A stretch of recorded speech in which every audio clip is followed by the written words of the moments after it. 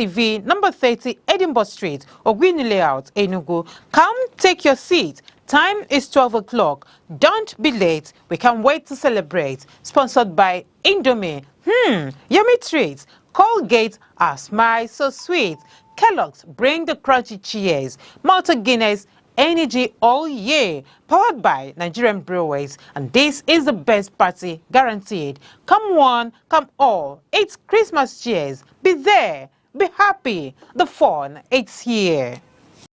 Hooray! It's Christmas. The King is born. Hey children, it's time to laugh, to dance and have some fun. Put on your dancing shoes and bring your friends along. Come on, it's the Aneke TV Children's Christmas Party 2025. Let's go! We got dancing, spelling bees, sack race, jumping 1, 2, 3, lots of games and surprises too.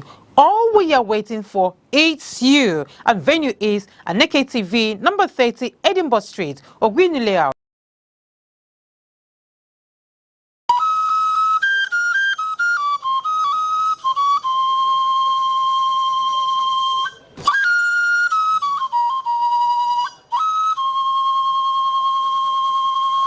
There are two types of kola nut produced in Nigeria: kola nitida, otherwise called goro, and widely eaten in northern part of Nigeria.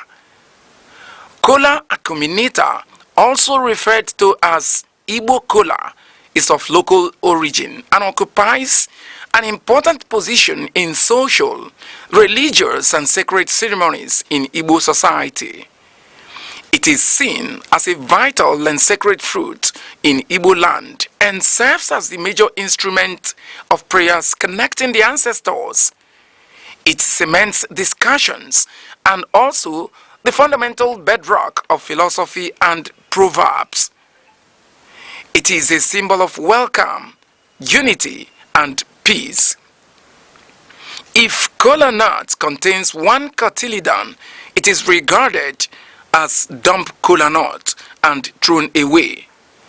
Kola nut with 4 cotyledons represents the 4 Igbo market days: Eke, Orie, Afo, and Nkwo.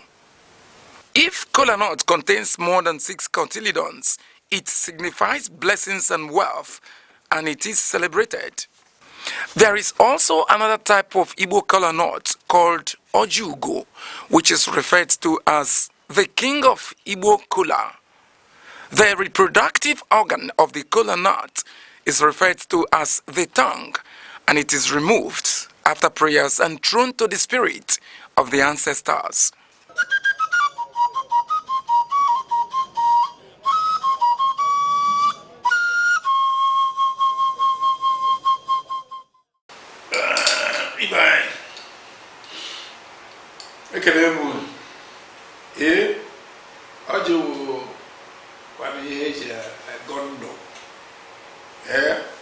Ndo anatoka onye anabara nke ya na onu agwọ ibe anyị adịnọ ogologo ndụ arụ ike na ọdụmma ihe eji ene ndụ anya na onye nwere ihe eji ene ndụ anya na ịrụfụta nwere ya ịmara na nsogbu rere ya olise bụ anyị na-ekene gị Chukwu okike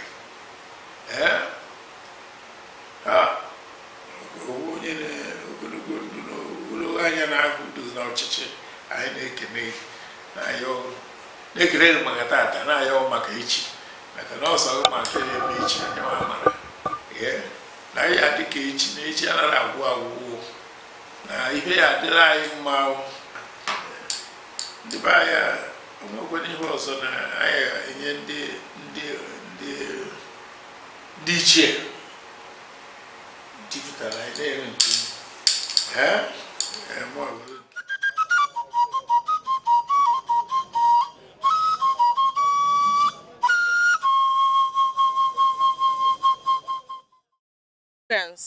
Christmas is just around the corner, and with the current economic reality, many Nigerians are rethinking how to celebrate this festive season. We look into the streets to find out how many are preparing. Christmas is a yearly occurrence. Whether you like it or not, it must happen. So for me, The best thing I will do is to be happy with my family. That's the way we're going to celebrate it. Whether we have money, whether we have anything, we're going to enjoy ourselves, just like that. With the economy of Nigeria, we will do things according to our ability. We might not go out of the way to begin to do excessive things. Since the economy is biting hard now, we have to cut our coats according to our clothes. We need to do things with moderation, according to our income, according to what we have. Gone are the days when we do excessive celebration, do unnecessary things. These days we do things that are necessary. If you can put food on the table for people, the children and the family, you're okay. I'm not planning anything because there is no money. I can't just pretend I don't have money, but I know that God can do something tomorrow. Christmas is being celebrated every year.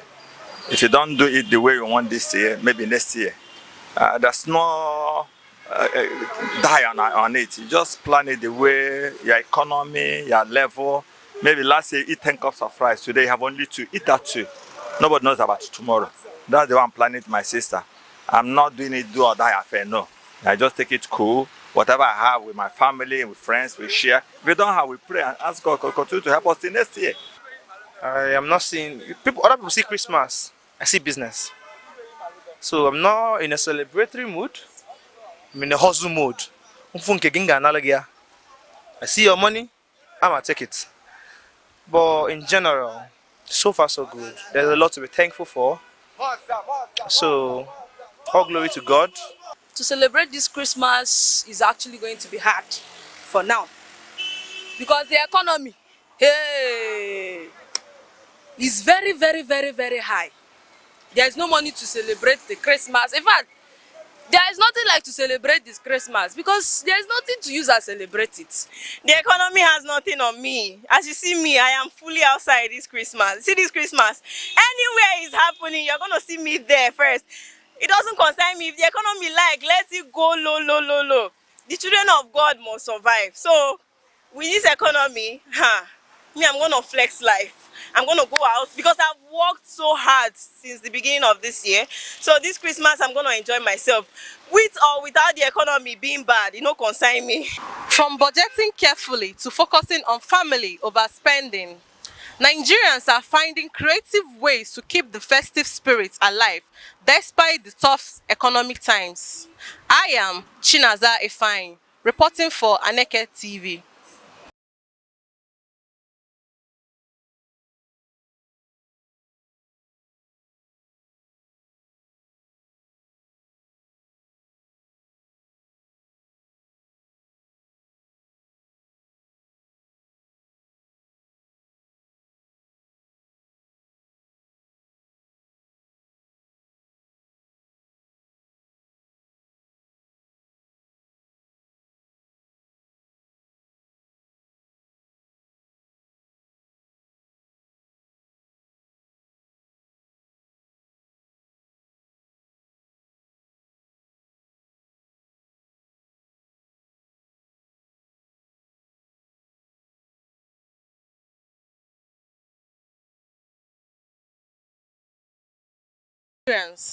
Christmas is just around the corner, and with the current economic reality, many Nigerians are rethinking how to celebrate this festive season. We look into the streets to find out how many are preparing. Christmas is a yearly occurrence. Whether you like it or not, it must happen. So for me, the best thing I will do is to be happy with my family. That's the way we're going to celebrate it. Whether we have money, whether we have anything, we're going to enjoy ourselves, just like that. With the economy of Nigeria, we will do things according to our ability. We might not go out of the way to begin to do excessive things. Since the economy is biting hard now, we have to cut our coats according to our clothes. We need to do things with moderation, according to our income, according to what we have. Gone are the days when we do excessive celebration, do unnecessary things. These days we do things that are necessary. If you can put food on the table for people, the children and the family, you're okay. I'm not planning anything because there is no money. I can't just pretend I don't have money, but I know that God can do something tomorrow. Christmas is being celebrated every year. If you don't do it the way you want this year, maybe next year, there's no die on it. You just plan it the way your economy, your level. Maybe last year eat 10 cups of rice. Today you have only 2. Eat that 2. Nobody knows about tomorrow. That's the one I'm planning to my sister. I'm not doing it do or die affair. No. I just take it cool. Whatever I have with my family, with friends, we share. If we don't have, we pray and ask God to continue to help us till next year. I am not seeing people. Other people see Christmas. I see business. So I'm not in a celebratory mood. I'm in a hustle mode. I see your money. I'ma take it. But in general, so far so good. There's a lot to be thankful for. So all glory to God. To celebrate this Christmas is actually going to be hard for now because the economy, hey, is very, very, very, very high. There is no money to celebrate the Christmas. In fact, there is nothing like to celebrate this Christmas because there is nothing to use and celebrate it. The economy has nothing on me. As you see me, I am fully outside this Christmas. See this Christmas. Anywhere is happening, you're going to see me there first. It doesn't concern me. If the economy let it go low, low, low, low. The children of God must survive. So, with this economy, me, I'm going to flex life.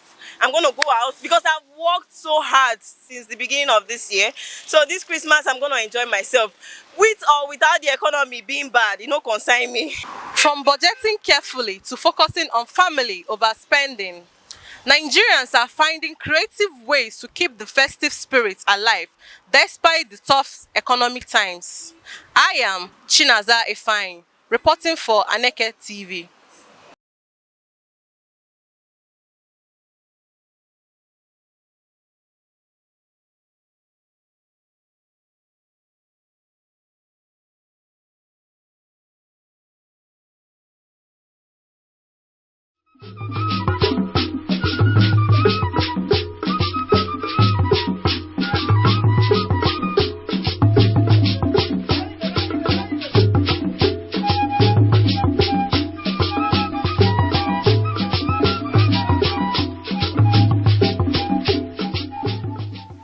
The red cap is a powerful symbol of authority, tradition, and chieftaincy. It signifies leadership, cultural identity, and a connection to the ancestors. The red cap is primarily worn by men who hold traditional titles, such as Nze, Ozo, Ichie, Chief, Onyish. The number of eagle feathers on the cap can denote the wearer's status within the chieftaincy system. The red cap comes in different shapes, and each shape represents a particular hierarchy in the traditional institution in Igbo land.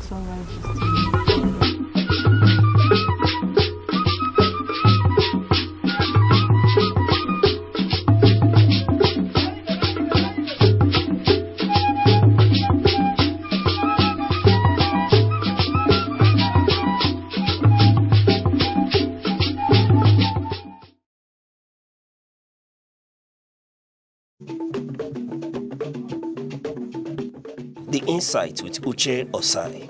Having the political will to confront whatever is the challenges. Igbo man wrestles with the tortoise that had a lot of ingenuity, a lot of ideas, and the tireless.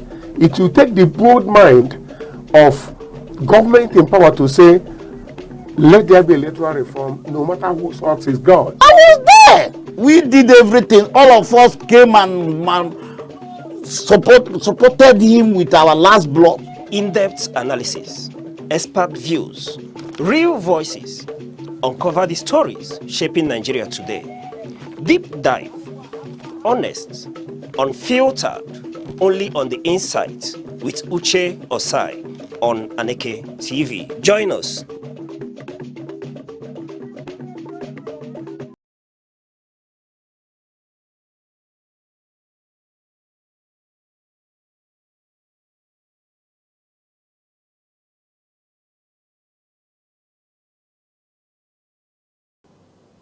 Governor Peter Mbah of Enugu State has unveiled a record of 1.62 trillion naira budget for 2026, describing it as a shift from foundational reforms to accelerated development. The budget of renewed momentum allocates 1.296 trillion naira, 80% to capital projects, with 321.3 billion naira for recurrent expenditure. Funding is projected from 870 billion naira in IGR, 387 billion naira FAAC inflow, and 329 billion naira in capital receipts. The economic sector takes the largest share with 825.9 billion naira, while the social sector receives 644.7 billion naira. Key infrastructure plans include 1,200 urban roads, major dual carriageways, and the continued development of new Enugu City. Mr. Speaker, honorable members, we have proposed a total budget size of 1.62 trillion naira.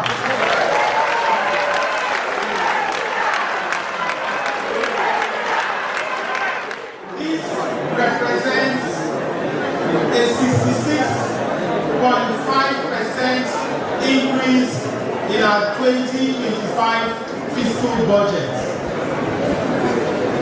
Mr. Speaker, the breakdown of the revenue for next year's budget. We expect a total of 870 billion from our domestic revenue, from our IGR. And we expect a total of 387 billion from our federation account revenue. And from our capital receipts, we expect a total of 329 billion. Mr. Speaker, the estimated capital and recurrent expenditure for our personnel costs, we expect our personnel costs to increase to 149 billion.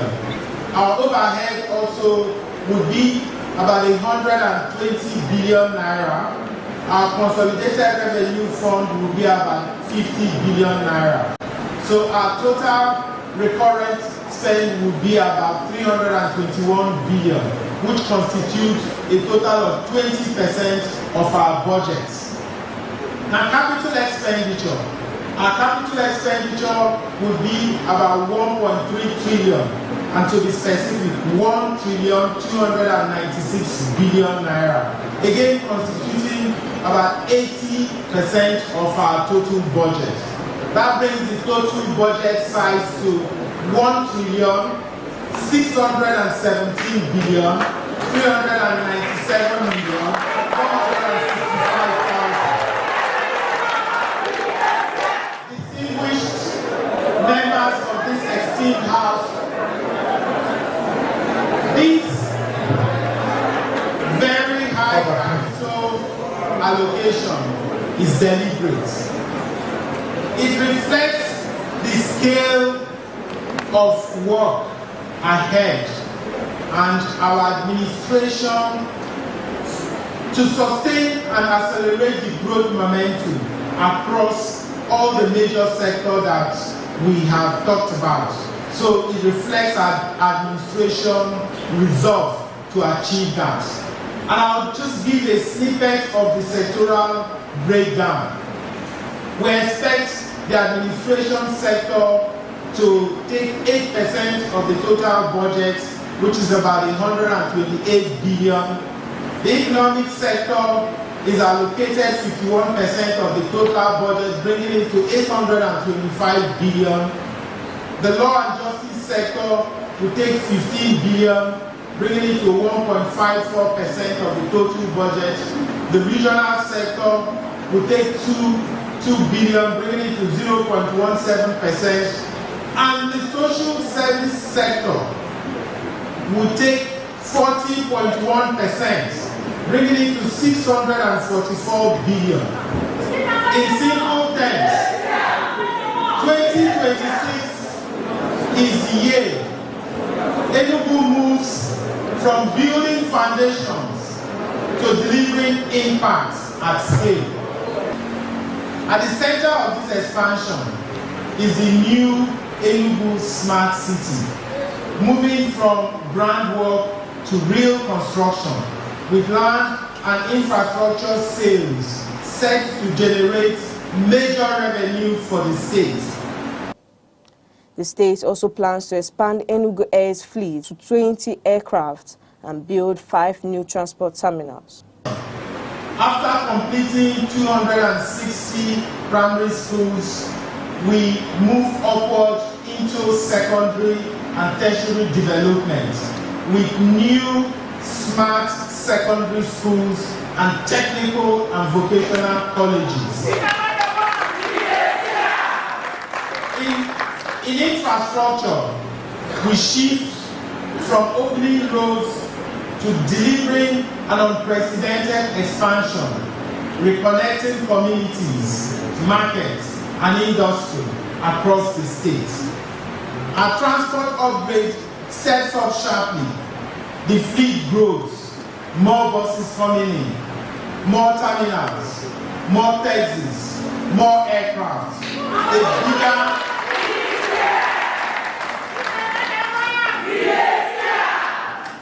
a bigger, cleaner, more organized system for our people. Tourism moves from a few upgraded sites to a full visitor economy, with new attractions taking shape across the states.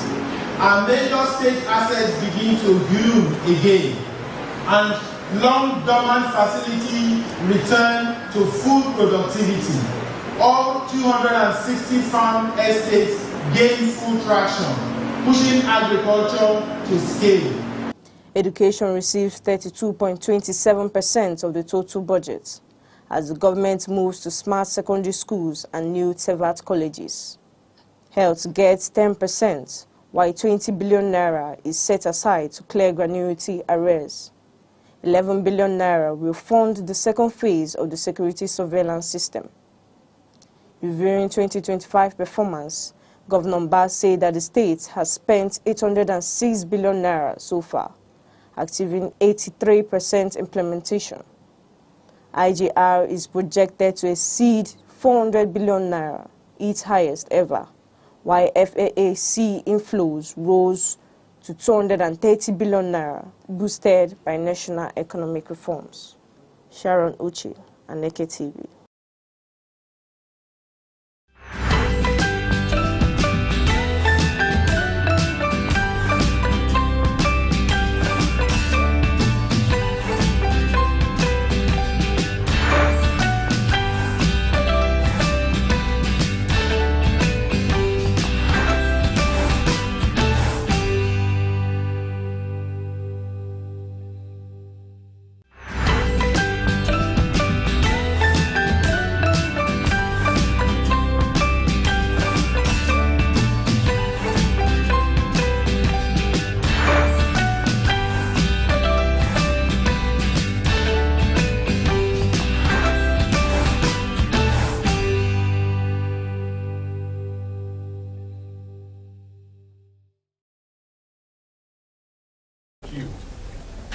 Good morning, Nigeria. Good morning, 042, and a big morning to everyone watching. And apologies for starting off today late on Sunrise on Aneke TV.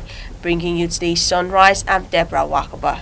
And good morning to you, our global audience. I'm Uche Osai. Wherever you are, at home, in your office, or in traffic, thank you for letting us into your space this beautiful morning. As always, we're here to refresh, inform, and motivate. And thank God it's Friday. Yes, it's Friday indeed. You don't look like it's Friday. You look like it's Monday. Okay.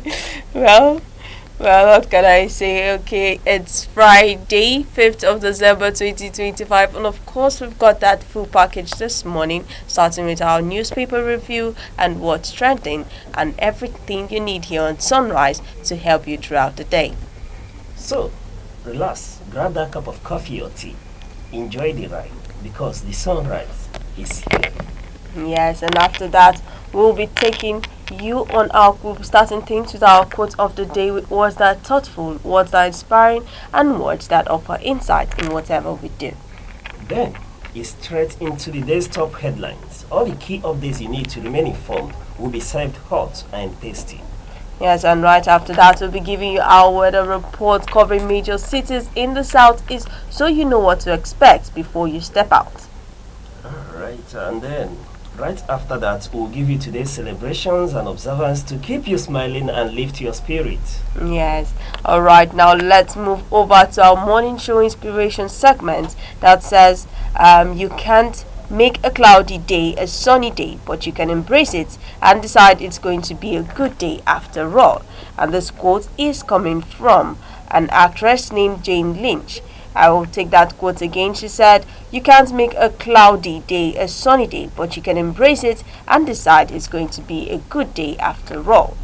Now, ladies and gentlemen, what this quote is actually trying to tell us is that you get to choose your attitude, you get to choose what your day looks like, you get to decide on whatever you want for that day, and you have your own choice to do anything you want to do. Now, this quote coming from Jane Lynch is also saying that sometimes life may give us those cloudy days, the challenges, the disappointments, the unexpected problem that you didn't plan for, and just like the weather, some situations are simply beyond our control. So you have to set your own tone for the day, and you have to decide if the clouds will dim your shine. So now what Jane Lynch is also trying to say is that even when life isn't perfect, you can still show up with gratitude, you can show up with confidence, you can show up with determination, because that is what matters after all. Mr. Ocha, I would like to know your thoughts on this quote coming from Jane Lynch. Alright, you've spoken quite well about it, and then it only tells you that you're the pilot of your own life, or the driver of your life. Exactly. That whatever life throws at you, like they always say, I always hear you give that quote. Yes, make a lemonade. Yes, when life throws a lemon to you, you should make a lemonade, is that? Yeah. You always saying that. So whatever life brings, whatever changes, whatever you see, just make the best use of that opportunity. It doesn't matter where you find yourself. If you find yourself from the pit, then look at how you harness the resources in that pit, because in every situation, look at the positive aspect of it. You don't need to, start wailing or start waiting. No, make the best use of where you find yourself, and I think that's what Jane Lynch is trying to remind us this morning. You can't make a cloudy day a sunny day, but you can embrace it and decide going to be a good day after all. That's what she's telling us here, that wherever we find ourselves, irrespective of circumstances, irrespective of situation, life may have not given you opportunity. You were not born with a golden spoon, and you do not have, perhaps, as a child, you do not have parents who are among the elite, but you have life. Then make best use of it. We've seen people who went through informal education and they came out tops in life. We were told that our president studied at home. He had to write GCA from home, And then the minister, I remember the president aviation minister told us that that's mark of great people, taking advantage of every situation. So it doesn't matter what life throws at you, where you find yourself. You may be complaining that your shop is not located at the right position, but from where you are, be creative, make best use of that opportunity. You can't be saying that you do not have a shop, and then you that have a shop, someone there is complaining, if I can have a shop, it's no longer about location now, but if I can. Yes, and there is somebody who doesn't have a shop, but the person is doing well and better than some people who have shop, because they've become mobile shop themselves. They take advantage of the opportunity that life has thrown at them. They use their phones to market their wares, so they do not need a physical shop. In the line in the market, they do not need to have a shop, but they go from shop to shop, canvassing, for market, and you see them making money off the situation. Before you know it, such a person is able to save up, move up the ladder, and then get a shop. So from the location where your shop is, do not complain that this is at the back of the line. What can you do from there? Start from there, and then you move up the ladder, you move up the food chain. I see your career, you started your career today, and you're seeing yourself at the lower end of the ladder. What can you do? Then this is where you apply right attitude, be diligent, and you will be located in that very place. I've seen already a story of someone who was transferred, to the basement, and from the basement, that basement became, the hub of the organization. That very basement where he was transferred to, he made the best use of it, begin to bring resources things that the company didn't know they have. And with his help from the basement, the company was able to be rescued from recession. And from that basement, he now was catapulted to the top echelon of the organization, became a manager in that very organization. So it's all about attitude. It's about mentality. It's about living a life of gratitude as well. You know, you wake up this morning, you weren't expecting rain, and then you see rain. Would that be a deterrent for you not to make best use of the day? If what you were to prepare needed the sun, so there is rain, what happens? You push that aside, or you and create go an for opportunity with it. with yes. it, you now make best use of it, and that's life for you. So it doesn't matter you find yourself in a pit. Joseph found himself from the pit to the palace, right? That's what the good book says. So make best use of opportunity, what life gave you. But one thing you will remember is that wherever you are and you find things difficult, just look left, right, and center. You will see the sacrificial lamb. What you need to climb will be there. God, you know, if I'm to was religious this morning, God doesn't give you or doesn't place something, you know, put you in a place where He doesn't have the resources for you to thrive. It's only you've not looked inwards and taken opportunity or advantage of that situation. All right, thank you very much for that. Well, also what Jane Leach's quote is also trying to tell us is that it doesn't matter that what defines today isn't the weather outside, that what defines today is actually the weather in you and your determination. Like we often see people that want to go about some serious emergencies. Now they forget whether it's raining or whether it's sunny, but instead they move forward to make sure they fulfill what they are going out to do. And also, as we go about our day-to-day, that we should keep in mind that no matter what the traffic is, that we should not let it control us. That you cannot let the traffic control you, but instead you control your reaction. And also that you may not control people's behavior, but you can control peace. You can control your own peace rather. And then also that you may not control every circumstances, but you can control your mindset. Now the way you see things, when like the quotes that he said, I always say, when life throws lemon at you, make lemonade. So when life throws something at you, now your determination towards that thing is going to make you, the lemonade part now is what what an opportunity you create with that lemon that life gives you. Now whatever life brings at you, now you have control, you have your own choice, you have a right to choose what you want to use that to do, what an opportunity that you're going to channel that thing toward. And so that's what Jane Lane's quote is also trying to tell us today. So whether today comes with clouds, whether it comes with thunderstorms or whatsoever, that we should just keep our hearts open and know that we have our own choices, that we have our own choices to go inside the rain and go about our business. We have our own choices to even sit back at home and stay should I use the word stay lazy. Yes, you can, you have your own right, you have your own determination. So please, whatever you life gives at you, make a tangible use of it. And that is what Jane Lee's quote is trying to tell us today. And please let us know what this quote means to you. You can drop your thoughts on our social media platforms across Instagram, TikTok, YouTube, X, or call our phone number 0707 3043 7110, and we'll be taking you to our weather report.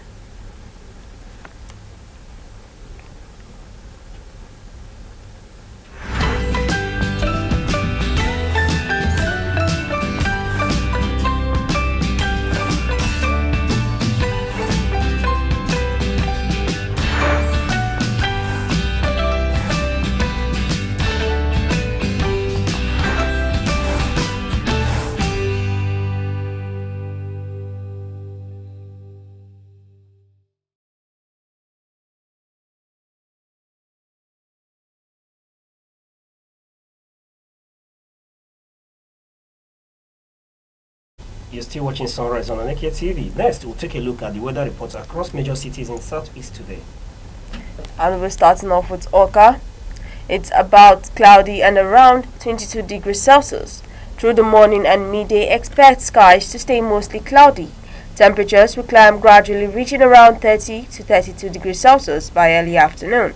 Afternoon to evening, clouds begin to break, patches of sun make an appearance, and by evening it will be mostly clear. Temperatures dipping to around 26 to 29 degrees Celsius. Good morning, Coast City. Enugu this morning.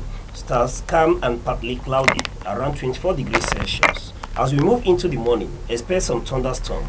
Then cloudy skies for most parts of the day. Temperatures will climb to a warm high near 36 degrees Celsius by mid-afternoon. Yes, and in Abakaliki, starting off mostly cloudy and around 25 degrees Celsius in the early morning. The clouds stick around overcast skies all morning with the sun only peeking occasionally. Temperatures rises gradually, reaching the low to mid 30 degrees Celsius by midday. And good morning, Imo State. Over to Owerri. Owerri starts cool and cloudy around 23 degrees Celsius. Rain showers expected later this morning, so watch out for passing showers as you step out. After the rain, clouds with occasional breaks, highs around 31 to 33 degrees Celsius. Yes, and lastly in Umahia, early morning mild and mostly cloudy 22 to 23 degrees Celsius. Showers are likely around 9 to 10 a.m., then cloudy to mostly cloudy conditions rest of the day. Temperatures climbing to around 32 to 33 degrees Celsius in the afternoon. So, wherever you are in the southeast today, stay safe, stay cool, dress light. But do remember that rain or shine, we've got you covered. And that's your weather report today on Sunrise on Aneke TV. We'll go on a short break, and when we return, we'll return with more updates.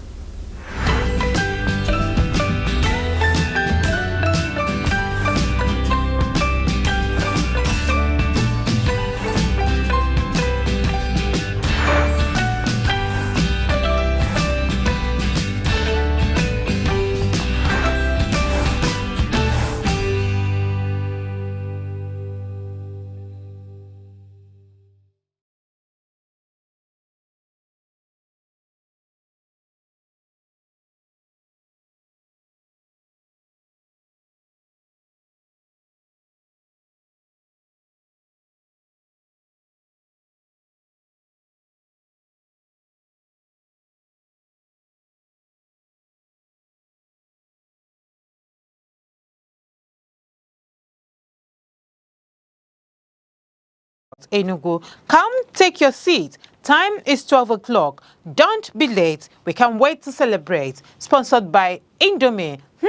Yummy treats. Colgate, our smile so sweet.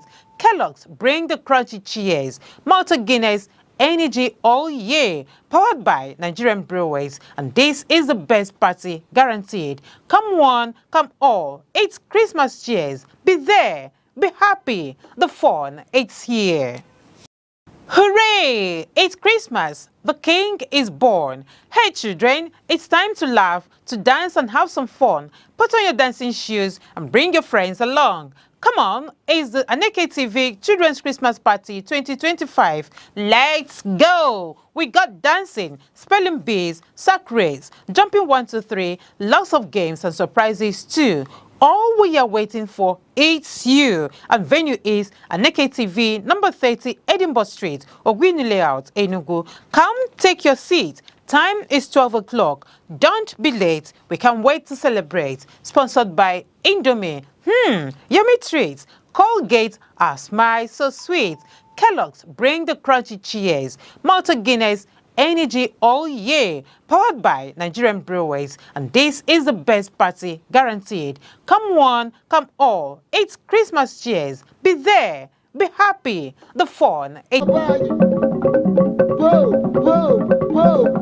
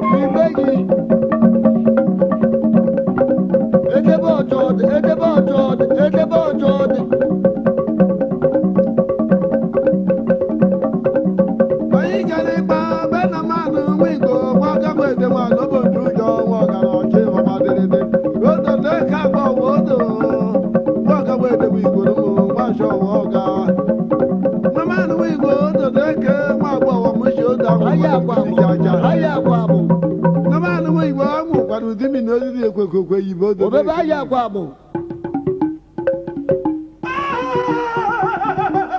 Na ma na ngo kwado di mi ma showo. Di di ekwe yibo do ne. No da ngo na mo. Iya. Go do ne ka. Iya. No da ngo no go no mu di ke go do ne ke. Ayi ne ne ke je go do ne ke mo mo na shi o do ko ko ma sha bi do ne ke ti. Wele na ma lo lo ko. Wele yo babari. Wo mu ji be go je ka kala. Wele ke da jo ku bi de ya do lu ku la bo le je no ke do wo.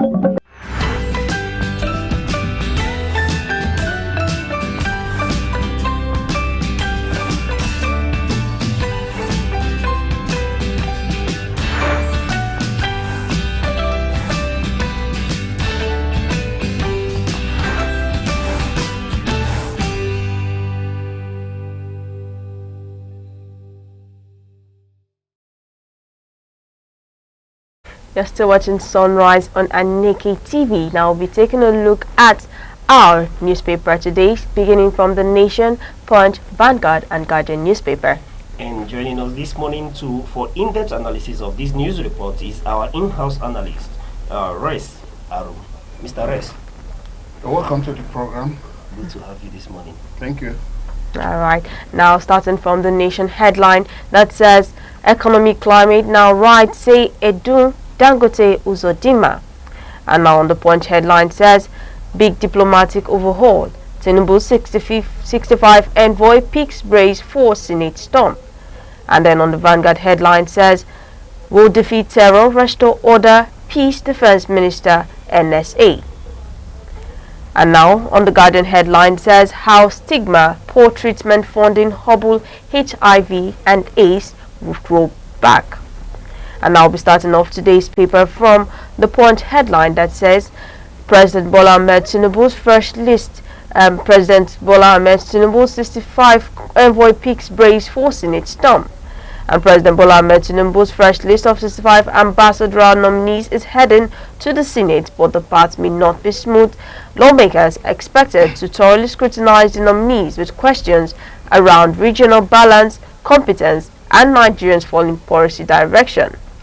Analysts say this could become one of the most intense screening sessions yet as the Senate prepares to grill every nominee.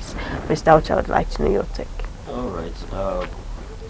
Mr. Res, we've seen the headline this morning and then we are talking about the big diplomatic overhaul. But this very list, you are aware, has generated lots of controversy.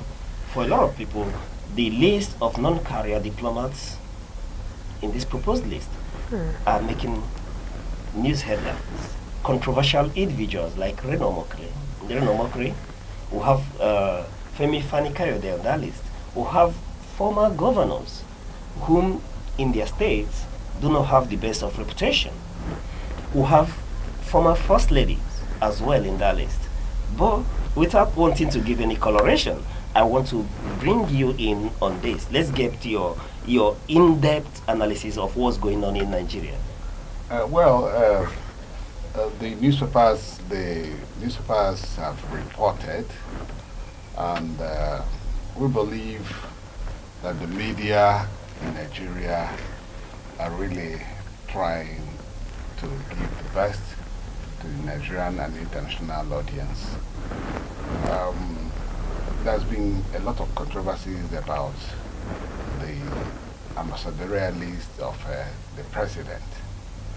But I want to tell you, there's a comment that some governors are not the best, do not have the best of liking in their domain. Some ex-governors, but at the same time, the presidency considered them very good for the kind of job it wants them to do for them, especially diplomatic jobs, that has to do with the foreign policy idea, foreign policy leaning of the federal government. There's a foreign policy leaning, what they want to achieve by their relationship with other nations. And that is why they picked up those things. It's not about how well your popularity have waned in your areas or your immediate environment, but about what input you can put into what the government wants, especially now that the image of Nigeria is nothing to write home about in the Committee of Nations as being alleged generally. You know, a lot of people say Nigeria has a very waned image, very not bad image, but waned in such a way that it is not as it used to be in the time of the old. As such, they took those people. Yes, people like Reno Mokri, who even labeled Mr. President a drug baron, as reported by various media outlets, has now been picked to do an ambassadorial position. And if you want me to actually look at that, it means that sometimes, because when he did, it was an opinion. It was not, it was his opinion at that time. We're beginning to see a presidency and a president who does not take serious some of the allegations against him, because these things has not been proved by a court of competent jurisdiction, and as such is still mere allegations.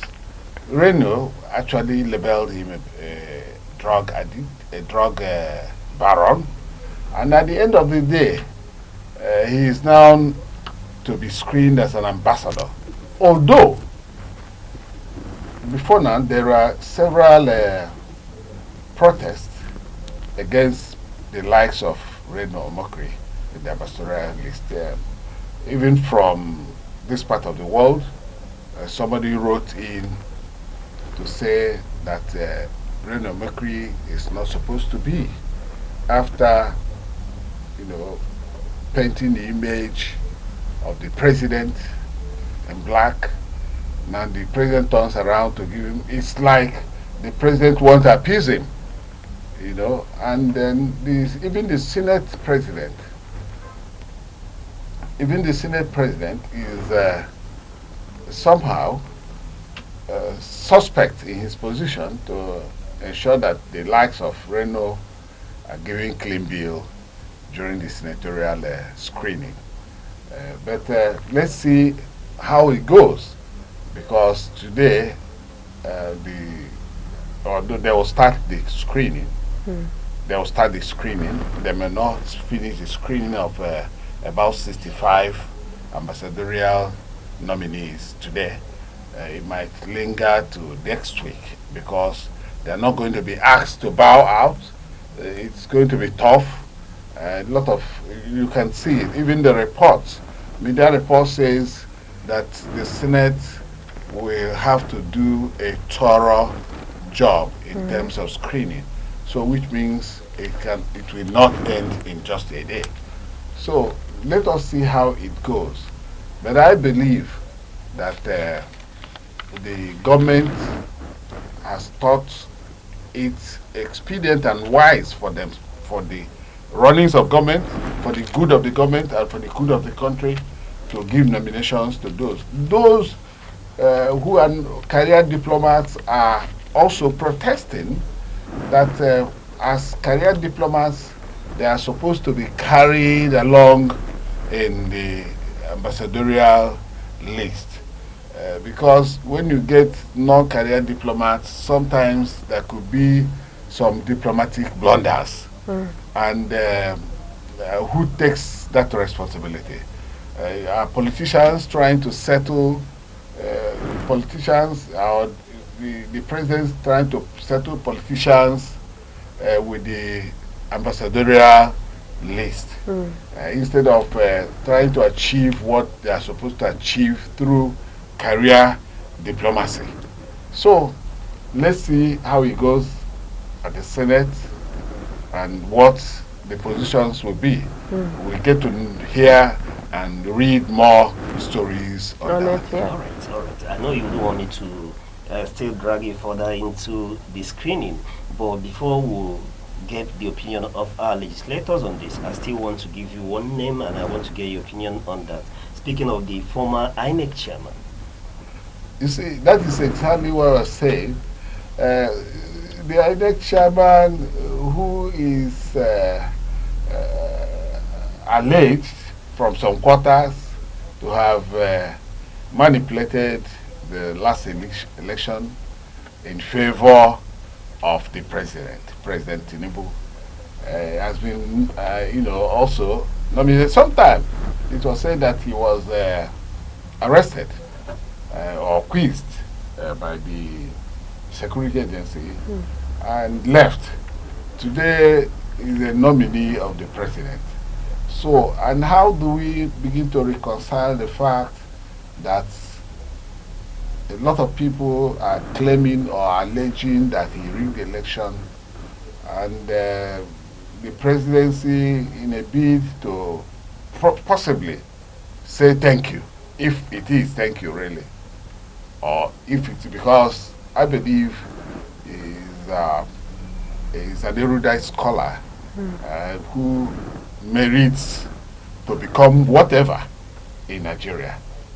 But people are beginning to wag their mouth on the fact that the presidency had to pay back with an ambassadorial position. But let's see how it goes, if it's going to scale through the screening at the Senate. All right.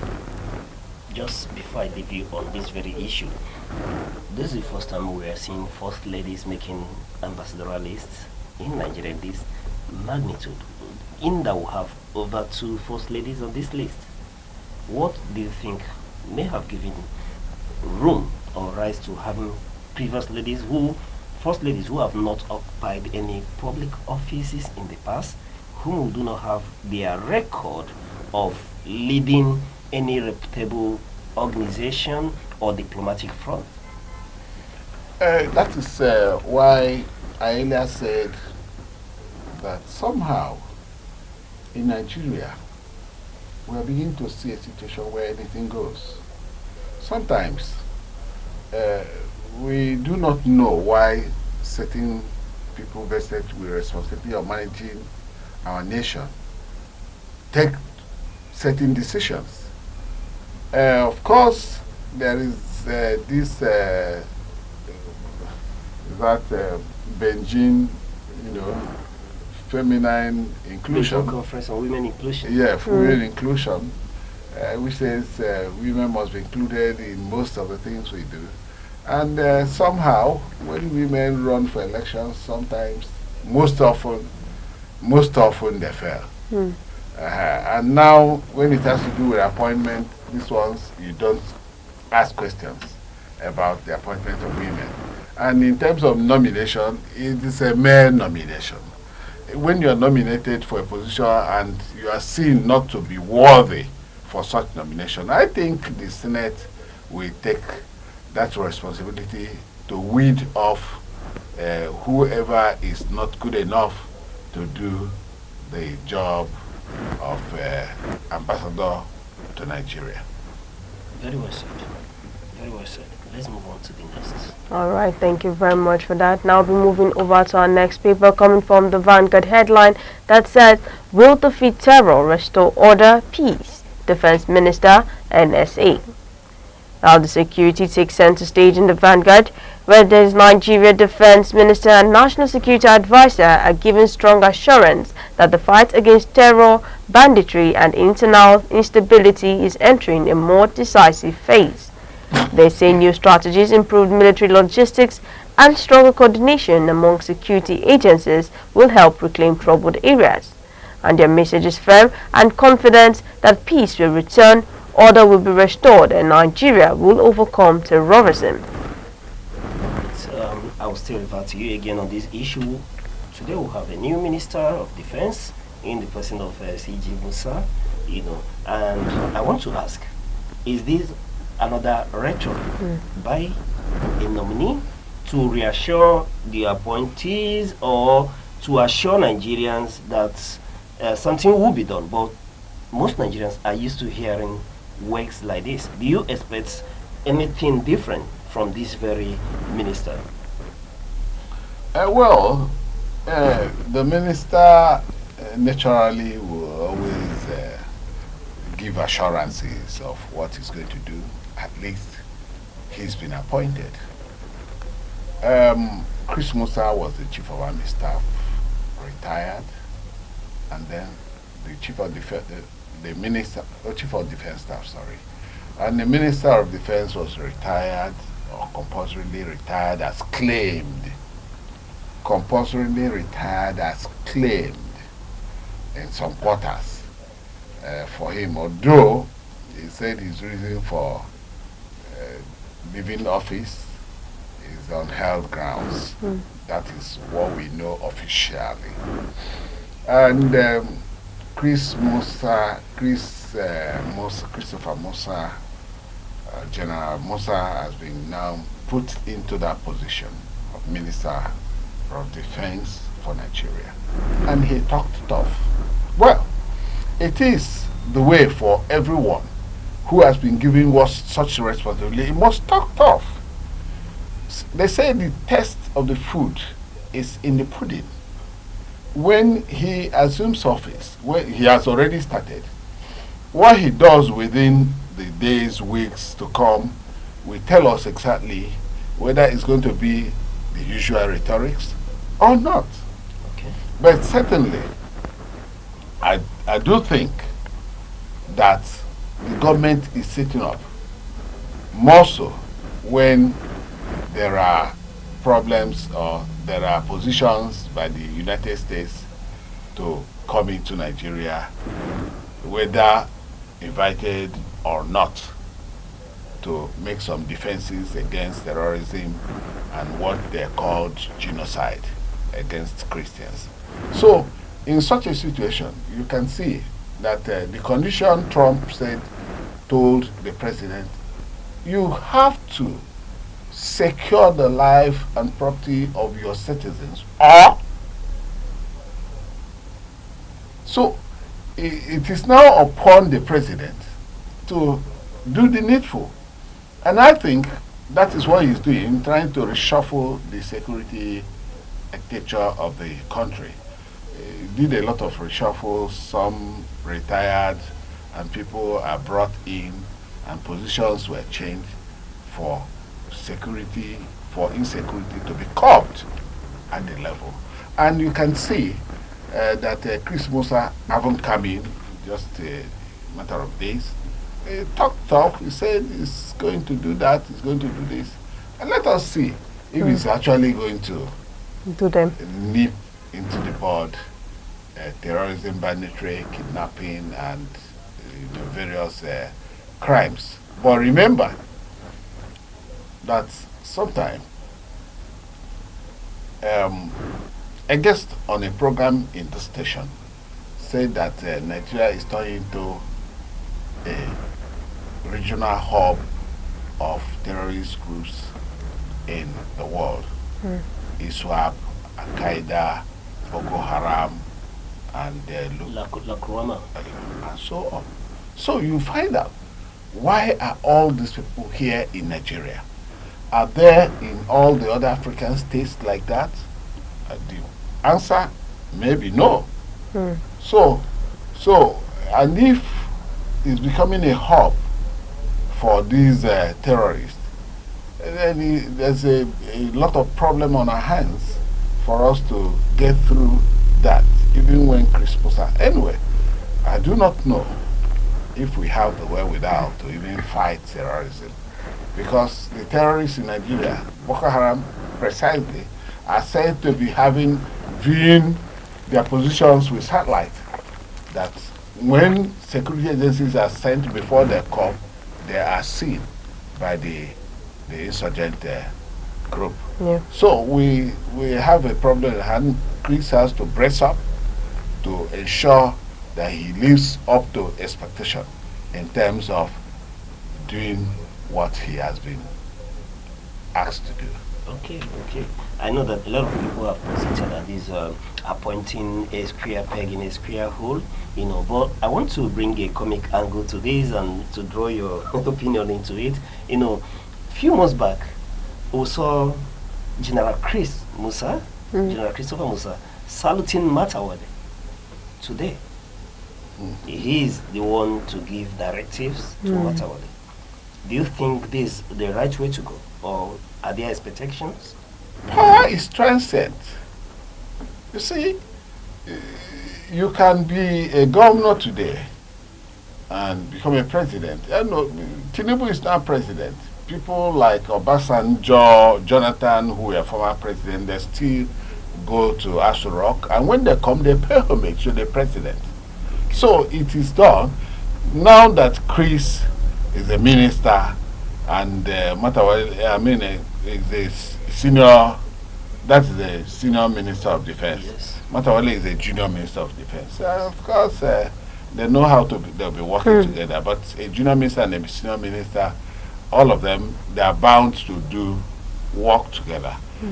Now that the other man was taking orders, well, yeah, that is how it ought to be. It's a matter of appointment and position. When we assume a certain position, even in establishments, of course, somebody has to take orders from the other. When I was as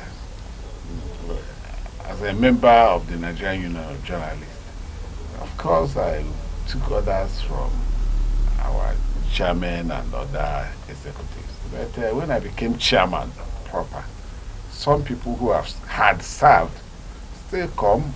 They are not paying homage to me in terms of person. Some of them are older persons, but they are only giving honor to the position I hold. So it is about the honor of the position that Chris Musa holds for Matawale to continue to honor as a junior minister. I think that is exactly what it's got to be. All right. It is not poisonous. What you're telling us is not going to poison the food chain. It's not poisonous. All right. That's on a lighter note, though. Yeah. All right, thank you very much for that. Now moving over to our next paper coming from The Guardian headline that says how stigma, poor treatment, funding hobble HIV and AIDS roll back. And the health concerns dominate The Guardian's front page today as the world continues efforts to reduce HIV and AIDS. Nigeria still faces major hurdles, stigma, underfunding and limited access to quality treatment. Experts say people living with HIV often avoid hospitals due to discrimination, while many treatment centers struggle with inadequate resources. And advocates are calling for more awareness, increased government funding and community support systems to ensure Nigeria doesn't lose progress already made in combating the virus. And now this is all boiling down to this month being the month of HIV and AIDS Awareness Month, which is December 2025, and also due to the theme that actually said overcoming disruption, sustaining the Nigeria HIV response. At a certain time earlier this year, it was seen that the US president had already made a waiver of cutting down funds to some countries, not only Nigeria, to some countries, and that there will be little aid in combating HIV and AIDS to some citizens in Nigeria. Now, HIV and AIDS is a virus, a human immune virus, yes, that spreads through, you can get it through not only sexual intercourse. Now you can get it from any sharp object, or there are various ways where you can get HIV and AIDS virus. Now this month's awareness actually dips on three things. There are 395%, which is the first 95% is about knowing your status as a human being, as a Nigerian, knowing your status, and then the next 95% is to go to the hospital and make sure you're on treatment. And then the third 95% is also to make sure that immune virus is, that viral load is suppressed to the barest minimum and is not able to be transmitted and is also not detected. Now that is it for today's this newspaper coming from The Guardian headline that says house stigma, poor treatment, funding, hobble HIV and AIDS rollback. Now, if you go to hospitals, you see patients being discriminated, patients being moved away from their they are being grouped, because I've been opportune to be in a hospital where I've seen some HIV patients being excluded from other regular patients. Now they have their own doctors they go to meet, while these other ones have their own doctors they go to meet. Now this headline is actually saying, calling on the government actually to bring proper funding. Now, not only to dwell on the foreign aid, because what if one day the US decides to wake up and decide to cut every waiver coming from them in supporting HIV patients? Now, would the ordinary Nigerian citizens, would they be able to afford these drugs? And then would they also be able to get treated? Now, how would they go to the hospitals, and how long does this drug last? Now, this is what this is the newspaper today is calling on the federal government to do something about it. Oh, that's very, very apt. I could say that this is your thoughts, speaking out to these issues. But Mr. Rest, I will bring you in to government. Do you think that the government, speaking to the Nigerian government, not particularly the government of President Bola Ahmed Tinubu, who know that government is a continuum, but do you think we've done well in our approach and management of the stigma coming from the issue of HIV/AIDS? There's been a very difficult problem in that HIV and AIDS problem. It is a problem. The problem is stigma. Do you know that some people don't even enter a room where somebody who is HIV positive is living? Do you know that people don't eat with the same plate? Some people go to bukas and decide not to eat with their plates. They go with their own plates. So it is so bad. And the orientation, the education on HIV issues are not taken very far. Of course, the Nigeria started early, started good enough, trying to educate us on the problems of HIV in Nigeria. But we are seeing a situation where government at a point started like going back. And HIV and AIDS has become a very serious business. People have opened their mouths, as if they are just waiting for these funds to come. These funds, I believe, are not properly channeled. Funds come from across the world, from the US, from the United Nations, and so on and other agencies. The people are giving antiretroviral drugs, ART, for free. And how many people are accessing these drugs? Those people who are on HIV. And a lot of people, nobody wants to go to hospital, even those who, if anybody finds out he's HIV positive, and some people who have even found out they are HIV positive, some commit suicide because they can't afford to face the problems associated, discriminations associated with that. Because we see HIV as a kind of death sentence. But it is not so. For real, it is not so. You see, something like hepatitis B is even more a death sentence than HIV. Something like Lassa fever is a more death sentence than HIV. Because these are ailments that kill with ease. Even the pneumonia virus could kill with reckless abandon. The problem with HIV is that if it is managed well, one can live his life to fullness whenever it supports God's intervention for him to go. The person will leave the world, the planet. But you find out that you will not die of any kind of ailment as a result of immune depreciation. Because it's about immune depreciation and then other materials enter into one. So the government somehow should be able to see that monies, aids, and the monies they have allocated for the fight against HIV and AIDS in Nigeria is properly used and channeled. And government should also see that the education, how to give the orientation to the people that HIV is not a death sentence, and educate them on why people should not be discriminated against. Discrimination makes people not even to go to hospital. Some people do not even want to go and have a test whether they are HIV positive or not. Even pregnant mothers who are supposed to do it and naturally begin to a situation where you stop the child unborn from getting it from the mother, which is possible, which has been achieved 100%, that women could get pregnant even while they are HIV positive and give birth to children that are HIV negative. Yeah. But this particular discrimination, this thing tagged on people as a result, is a burn. It's a big problem to Nigerians. So if government will do another approach, of course the media too. The media should be able to, begin to find other ways to come around the education of the people.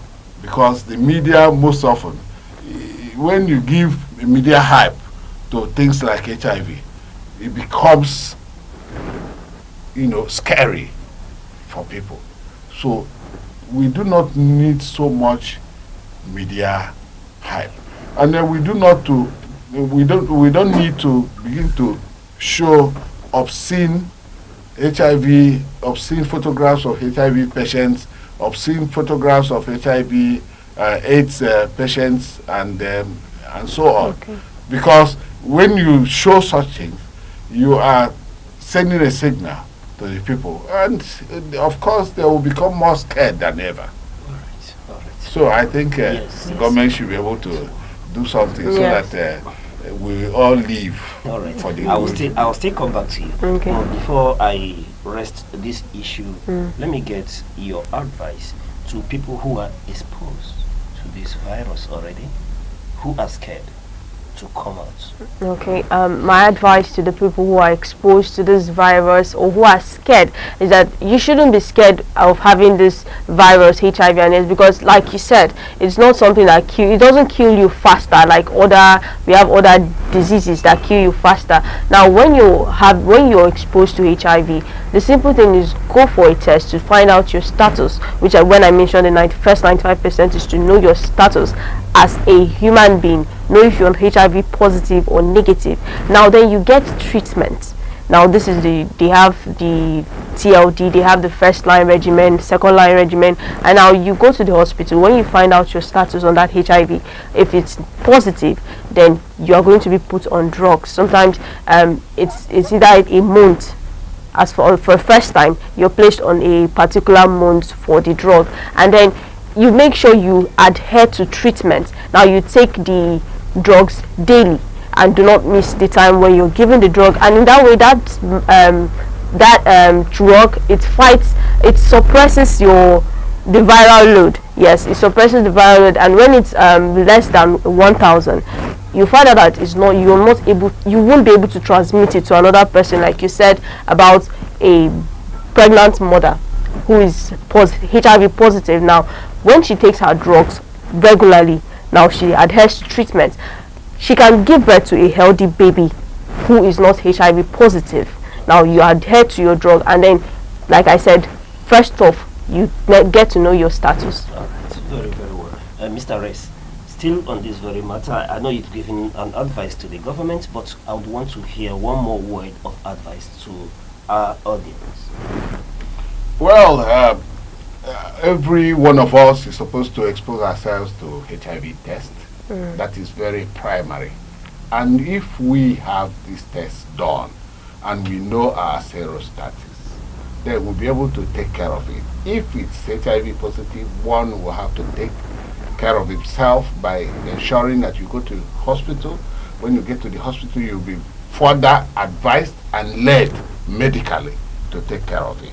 That is very important. People like Magic Johnson tested HIV positive in the 80s, the early 80s, and he has, the viral load is so minimal that you, in fact, he is even seen as being HIV negative presently. So that is the way it is. I think the people should be able to find their zero status and then take care of themselves. The education has to continue, that we continue to talk to our people on how to take care of themselves beyond HIV and other diseases that could as well kill people faster. Yeah. All right. That's very apt.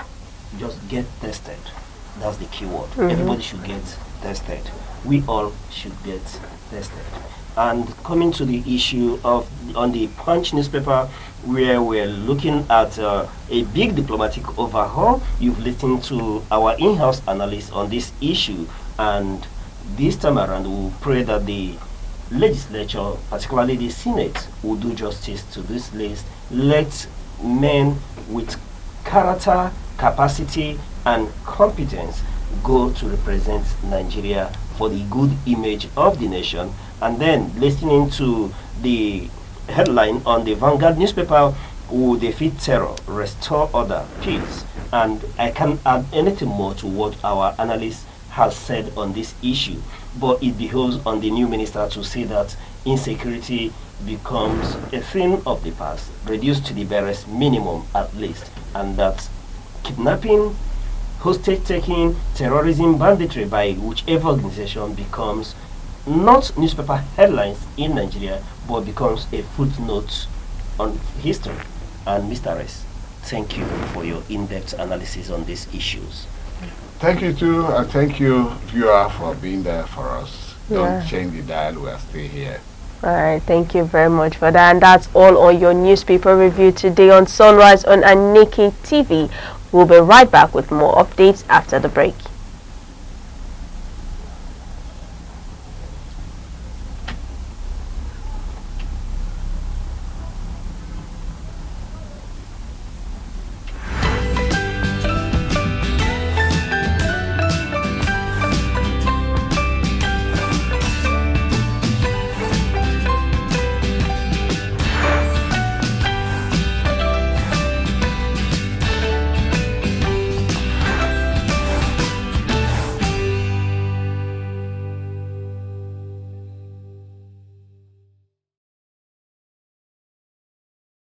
As families across the country prepare for the festive season, many are holding on to traditions that make Christmas special, from cooking together to church activities and family gatherings. These customs continue to bring people closer despite economic challenges. We hit the streets to find out which traditions Nigerians are determined to keep this year. Tradition, Christmas is a celebration of the birth of Jesus Christ. It's ceremonial because the event has already happened. So just very ceremonial acknowledgement of the birth of the Messiah. Okay, there is the getting together of the family. We see it as a time of holidays. Usually, apart from the traditional communal mass return in the community. Because it's communal, and where I come from, Nnewi for instance, we see it as a time of coming together, a time of relaxation, a time of meeting people who probably for the past years you've not seen for a long time. The Christmas tradition is, as a Christian, we all believe that. You're still watching Sunrise on Aneke TV. Now today we're shining the light on a day of worth celebrating, that is the International Volunteer Day. And International Volunteer Day is a global celebration of people who give their time, their energy, their resource to make the world a better place. Now this isn't just another date on the calendar. This is a day dedicated to heroes without capes and people that actually sacrifice their time not only money but time, effort in order to make sure that other people are being taken care of, not only taken care of but also to make sure they put other people's needs before their own. Now this is the International Day for International Volunteer Day is also celebrating the men and women, young people who show up for others, and also from community cleanups to monitoring a child to also donating skills in hospital, shelters, schools, and even across disaster zones. Now volunteers are the silent engines that drive change around the world. The United Nations created this day to shine a spotlight on these everyday champions and also to remind us that small acts of service can create big waves of impact. So whether it's fighting hunger, supporting education, protecting the environment, or standing beside vulnerable communities, volunteers are often the first ones in and the last ones out. So as you step out this morning, think about, can you offer a helping hand to someone today? Also think about if you can share a skill or even give a listening ear, because volunteering isn't just about giving, it's about connecting, it's about uplifting people and also building a stronger community. So here on Sunrise this morning, we're saying a big shout out to those volunteers, those people who sacrifice their time to connect with others, those people who sacrifice their time, their effort in order to show up for somebody, whether you're a woman or a man or even a young person. As long as you show up for others, we are saying here today, Happy International Volunteer Day. Alright, and moving over to the business news this morning, we are giving you the Nigerian stock market update for the day market traded yesterday, 4th of December 2025. And looking at the market for the oil share index, we can tell you that the market recorded a marginal gain with the benchmark of the Nigerian Stock Exchange closing slightly positive, and the Nigerian stock market oil share index inched up by 152.28 points, or approximately 0.10%, to close at 145,476.15 points. And then the market capitalization stood at approximately 93.6 trillion, and the market was negative with 28 losers against 23 gainers. Total volume and turnover declined compared to the previous day, while the number of deals saw an improvement. And then moving over to the top 5 gainers in the market as of yesterday, leading the pack is UAC of Nigeria, achieving the maximum allowed daily price appreciation. UAC in the market, traded as UACN, closed at 88 naira yesterday, making a plus 10% change. And looking over to the next in line, Morrison Industry Limited, which is traded as Morrison, closed by yesterday at 3 naira 54 kobo, making a plus 9.94% change. And moving to the top is Ecobank Transnational Incorporated, traded as ETI, which yesterday closed at 36 naira 90 kobo, making a plus 8.47% change. And we'll look at Wapik Insurance, traded as Wapik, closed the market yesterday at 2 naira 56 kobo, making a plus 8.47% change. And then the final on the gainers, the fifth on the top gainers list is Mansard, traded as Mansard, closed the market yesterday at 13 naira 90 kobo, making a plus 7.75% change. And then here we'll take a look at the top 5 losers in the market yesterday. Leading the losers yesterday is Unicell Interlink, which is traded as Unicell, closing the market yesterday at 72.90 kobo, making a minus 10% change. We'll move over to Ella Lakes, traded as Ella Lakes, closing the market yesterday at 13.14 kobo and making a minus 10% change. We'll look at Transcorp Hotel, traded as Transcorp. Yesterday closed its market at 157.50 kobo, making a minus 9.95% change on the decline. We'll look at next as Omatech Ventures, traded as Omatech, closing the market yesterday at 1 naira 18 kobo, making a minus 9.23% adjustment. Then final on that list is Guinea Insurance, which is traded as Guineans, which closed this market yesterday at 1 naira 19 kobo, making a minus 8.46% decline. And then here we'll place a caveat on this stock market. We'll inform you that before you invest, please consult a certified financial expert before making investment in the stock market due to its volatility. And that's it for the stock update of the Nigerian exchange. And you are aware that the market is already open and trading is going on as we speak. Yeah, all right. Thank you very much for that. And it's a wrap on today's edition on Sunrise on Aneke TV. It's always a pleasure having you here on our show this morning, every day on Sunrise from Monday to Friday. And also, please do not forget to tag us across our social media handles on Facebook, TikTok, X, YouTube, all at Aneke TV. Also call our phone number 070-3043-7110. I am Deborah Wakaba. And I'm Uche Osai. Remember, you're not here to be average. Be unique. Keep watching Aneke TV. It will come your way same time next week. Bye-bye.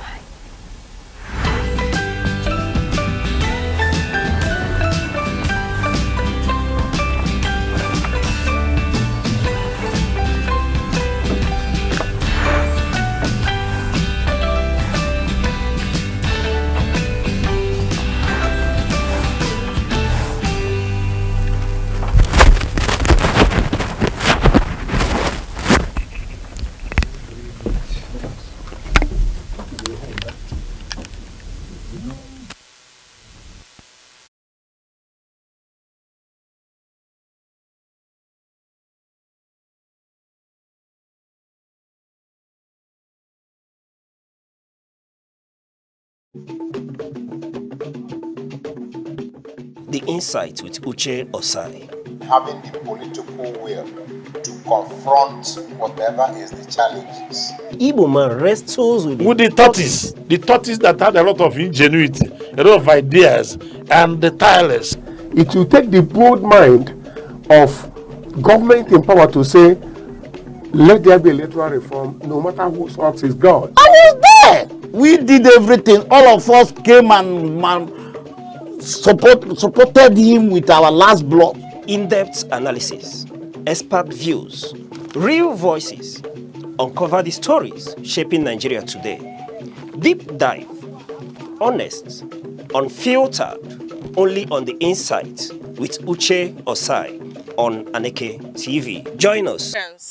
Christmas is just around the corner, and with the current economic reality, many Nigerians are rethinking how to celebrate this festive season. We look into the streets to find out how many are preparing. Christmas is a yearly occurrence.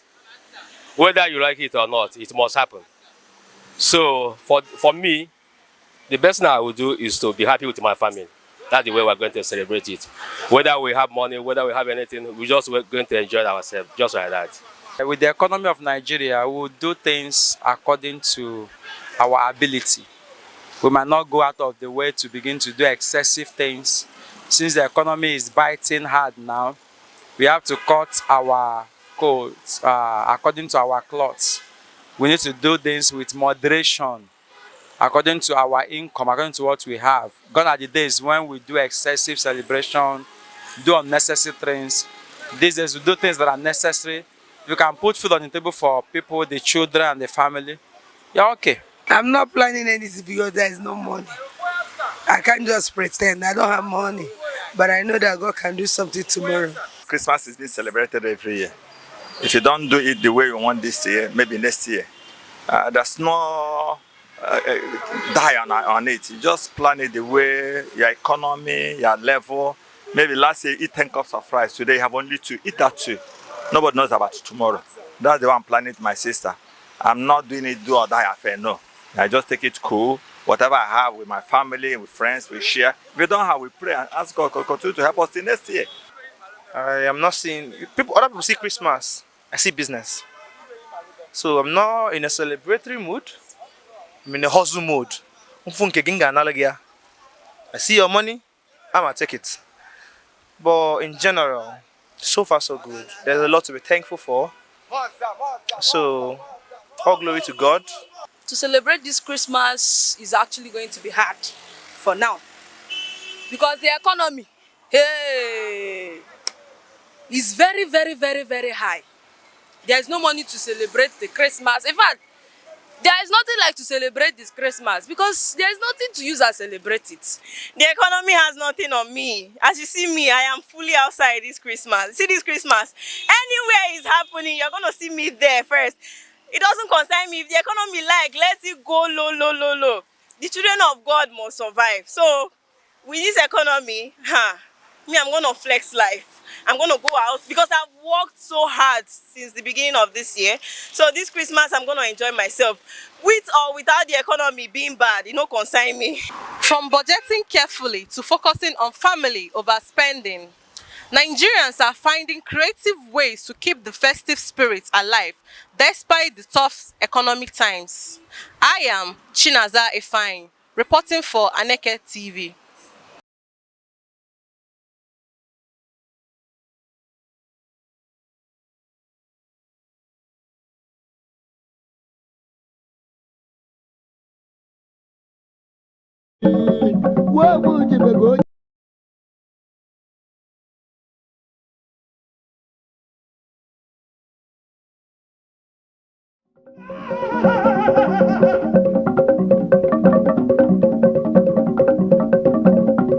Bishop, whoa, whoa, whoa.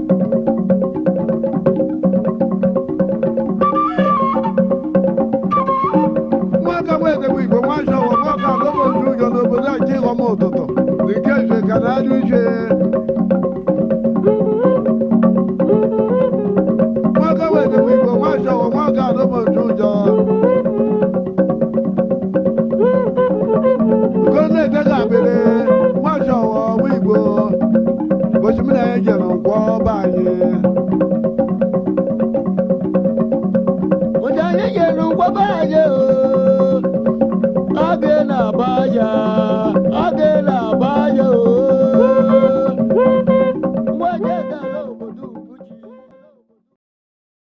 Hooray! It's Christmas. The King is born. Hey children, it's time to laugh, to dance and have some fun. Put on your dancing shoes and bring your friends along. Come on, it's the Aneke TV Children's Christmas Party 2025. Let's go! We got dancing, spelling bees, sack race, jumping 1, 2, 3, lots of games and surprises too. All we are waiting for is you. And venue is Aneke TV, number 30, Edinburgh Street, Ogwini Layout, Enugu. Come take your seat. Time is 12 o'clock. Don't be late. We can't wait to celebrate. Sponsored by Indomie. Yummy treats. Colgate, our smile so sweet. Kellogg's, bring the crunchy cheers. Malta Guinness, energy all year, powered by Nigerian Breweries, and this is the best party guaranteed. Come one, come all, it's Christmas cheers. Be there, be happy, the fun, it's here.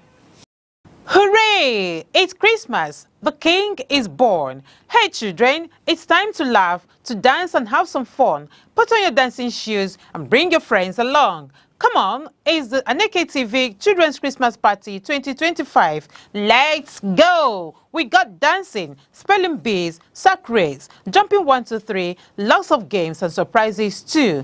All we are waiting for is you. And venue is Aneke TV, number 30, Edinburgh Street, Ogwini Layout, Enugu. Come take your seat. Time is 12 o'clock.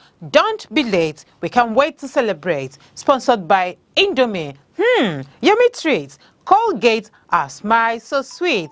Kellogg's, bring the crunchy cheers. Malta Guinness, energy all year, powered by Nigerian Breweries, and this is the best party guaranteed. Come one, come all, it's Christmas cheers. Be there, be happy, the fun, it's here.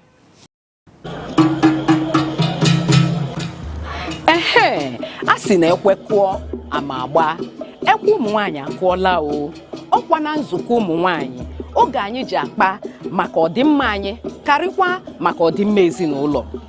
Nzukọ ụmụ nwaanyị bụ ebe anyị na-akpa maka rike anyị, ndọrọ ndọrọ ọchịchị, azụmahịa, omenala ndị ahụ dị mma nakwa ihe ndị ahụ ga-eweta ọganihu n'obodo. Naanị ihe ị ga-eme bụ sonyela anyị na nzukọ ụmụ nwaanyị ebe ahụ a na-akarị ihe na-eweta ọganihu n'obodo. Ndị nne, ndị nna, oge a bụkwa nke anyị. Sonyela anyị na Aneke TV n'ebe a na-emetụ aka n'ihe ndị oyibo na-akpọ social media na TikTok, YouTube.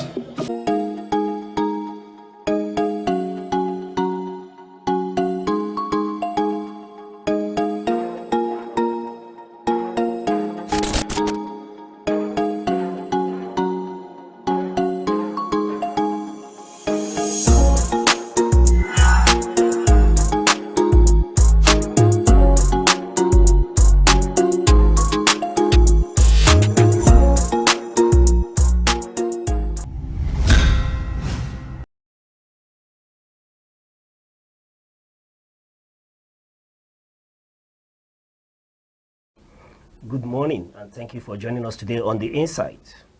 Remember that On The Insight is that program where we x-ray and give a post-mortem analysis on a number of issues that help in shaping our nation. And this morning, we'll be dealing with a very delicate, sensitive issue.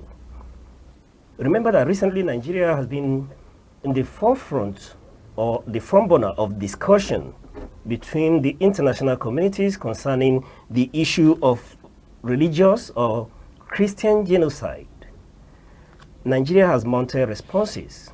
Given the very sensitive and delicate nature of this very topic, we are bringing to you a very intellectual mobile, a comrade who doesn't hold back in giving his opinion, but is very sensitive to this very issue and would provide solutions on how we'll handle such a sensitive issue. So he'll be joining us this morning to do justice to the geopolitical responses to violation of religious freedom in Nigeria. And we are speaking about Comrade Fidelis Ede, Executive Director, Service Accord Initiative. He is a lawyer and former labor leader and he prizes himself as a practicing farmer as well. Comrade. My honor to be here. Thank you. It's quite a pleasure. Thank you for coming on short notice. Thank you. All I'm right. humbled. All right, sir. Let's not waste time. Let's just look at the issue. This is a very, delicate matter. But we are aware, given the sensitive and delicate nature of this issue, but there are many people like Bishop Matthew Hassan Kuka who are of the view or describe the situation as a form of genocide, but emphasizes that it is not solely a religious one. What's your view? Well, Bishop Kuka is one voice nobody can ignore. Internationally, he has done so much work. If you recall, he was also, when Obasanjo took over in 1999 and constituted the Oputa panel, I think he was secretary of that panel yes. and did a book, incidentally, recently, when I saw him in Abuja and spoke about the book he wrote. He said he had done another one on reconciliation, which was like a follow-up. This contest is necessary because this is not something we have to politicize. But for me, you led the word, and that word is one I will want to align with, that this topic is delicate. And when something is delicate, what it means is that you need a rational balance in approach. Yes, this matter came to light following the report of the Aid to Christians in Need, which is a Catholic organization. It's part of the review they made for 2025. And in that report, there was an estimation of about 5.4 billion people universally who currently lack religious freedom. So this point or contest shows that it was not just about Nigeria. It's an assessment of the level of religious freedom people enjoy universally, because we now accept that the world is a global village. But in the context of Nigeria, anybody who has followed the way the Nigerian nation was established from the colonial time will know that whatever is happening now is like, as sad as we may want to look at it, as agonizing as we may want to refer to it, it's a system that is obeying tradition. Because when we talk about high-handedness, injustice, a situation where the people don't matter, you will discover that it postdated even the amalgamation of 1914. We know of revolts of 1905. We know of the Aba women riots. We know of the River Valley massacre, Ekumeku. All these were in the 20s. And if you move down, the recent one, which is not just about indigene, you look at the aspect where government high-handedness has also perpetuated kind of what can be likened to what we are discussing. If you refer to, that was under the Shagaris government when the Baccalaureate Dam was constructed or about being constructed in Niger. You will see the process that dislocated the farmers, whereby many were killed in trying to relocate them. You look at the Oji Zakibiam situation. So the points I'm making is that we have a system where a culture where the rights of indigents, because I'm careful not to use the word citizen. Okay. The question is, are we citizens? Okay. Yes, we have a constitution that tries to ascribe certain status to Nigerians. But if you look at the right of citizens, the question will be, we are more indigenous, we are more tribal, we are more sectional in Nigeria than the fact that we will begin to talk about citizenship. If you look at the struggle before independence, Nigeria was not a country,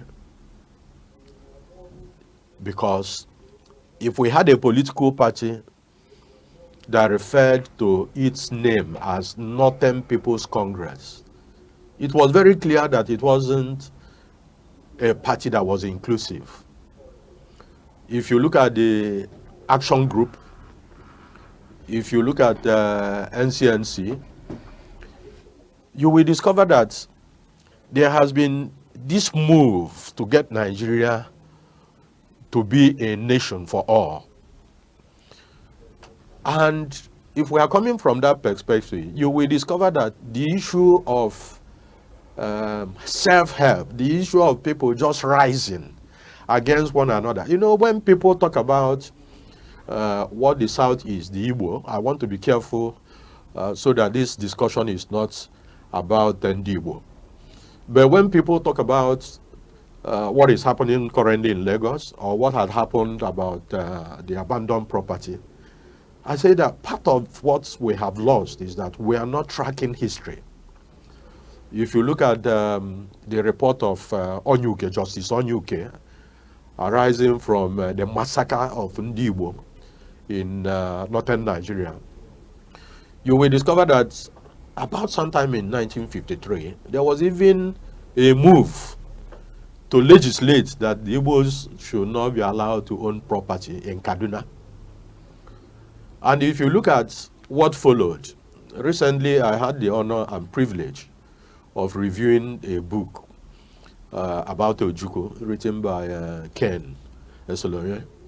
And one of the regrets Ojukwu had from the writer was the fact that at the wake of the 1966 crisis, the Igbos had returned to eastern Nigeria in their droves, but following assurances that was given. Facebook, X, Instagram, ọkwa na Aneke TV ka ihe ndị a niile na-eme. Aneke TV, anyị apụọnụ.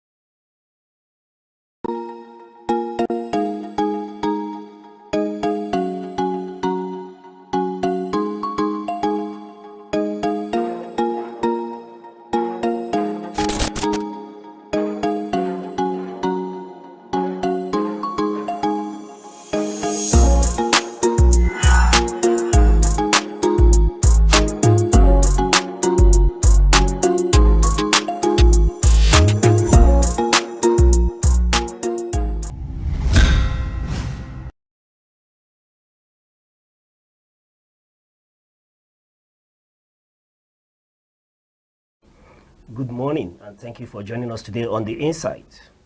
Remember that On The Insight is that program where we x-ray and give a post-mortem analysis on a number of issues that help in shaping our nation. And this morning, we will be dealing with a very delicate, sensitive issue. Remember that recently Nigeria has been in the forefront, or the front burner of discussion between the international communities concerning the issue of religious or Christian genocide. Nigeria has mounted responses. Given the very sensitive and delicate nature of this very topic, we are bringing to you a very intellectual mobile, a comrade who doesn't hold back in giving his opinion, but is very sensitive to this very issue and would provide solutions on how we'll handle such a sensitive issue. So he'll be joining us this morning to do justice to the geopolitical responses to violation of religious freedom in Nigeria. And we are speaking about Comrade Fidelis Ede, Executive Director, Service Accord Initiative. He is a lawyer and former labor leader, and he prizes himself as a practicing farmer as well. Comrade. My honor to be here. Thank you. It's quite a pleasure. Thank you for coming on short notice. Thank you. I'm humbled. All right, sir. Let's not waste time. Let's just look at the issue. This is a very, delicate matter. But we are aware, given the sensitive and delicate nature of this issue, but there are many people like Bishop Matthew Hassan Kuka who are of the view or describe the situation as a form of genocide, but emphasizes that it is not solely a religious one. What's your view? Well, Bishop Kuka is one voice nobody can ignore. Internationally, he has done so much work.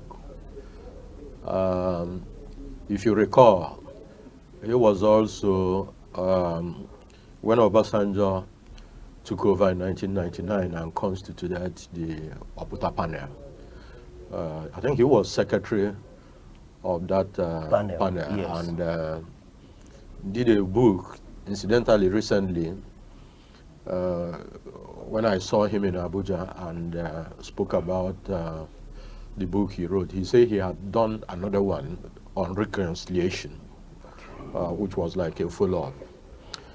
This contest is necessary because this is not something we have to politicize. But for me, you led the word, and that word is one I will want to align with, that this topic is delicate. And when something is delicate, what it means is that you need a rational balance in approach. Yes, this matter came to light following the report of the Aid to Christians in Need, which is a Catholic organization. It's part of the review they made for 2025. And in that report, there was an estimation of about 5.4 billion people universally who currently lack religious freedom.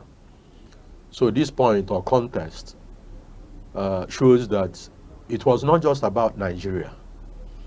It's an assessment of the level of religious freedom people enjoy universally, because we now accept that the world is a global village.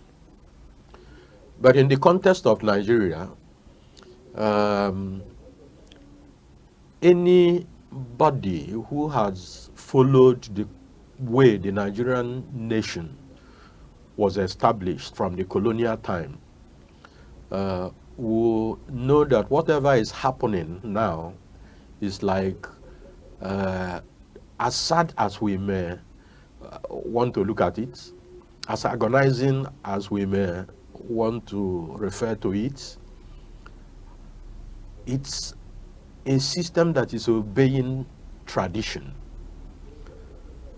Because when we talk about high-handedness, injustice, a situation where the people don't matter, you will discover that it postdated even the amalgamation of 1914.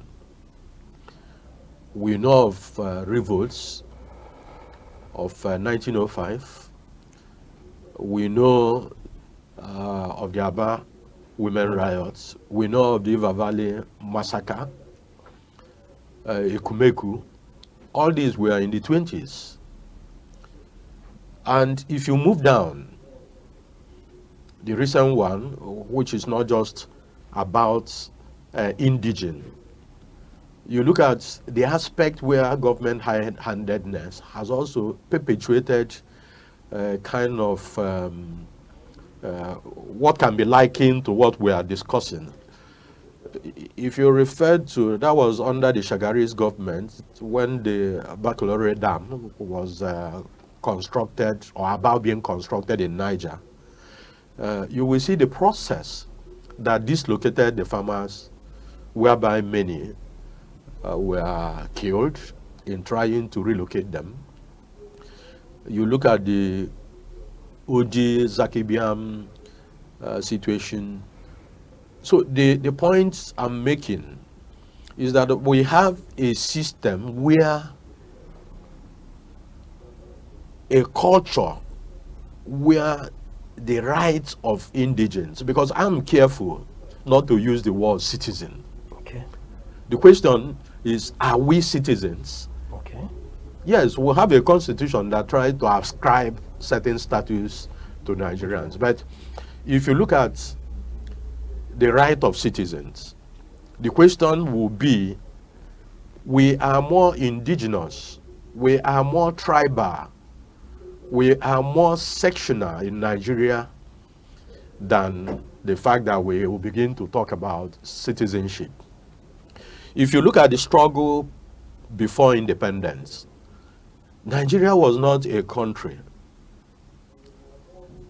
because if we had a political party that referred to its name as Northern People's Congress, it was very clear that it wasn't a party that was inclusive. If you look at the action group, if you look at NCNC, you will discover that there has been this move to get Nigeria to be a nation for all. And if we are coming from that perspective, you will discover that the issue of self-help, the issue of people just rising against one another. You know, when people talk about what the South is, the Igbo, I want to be careful so that this discussion is not about the Igbo.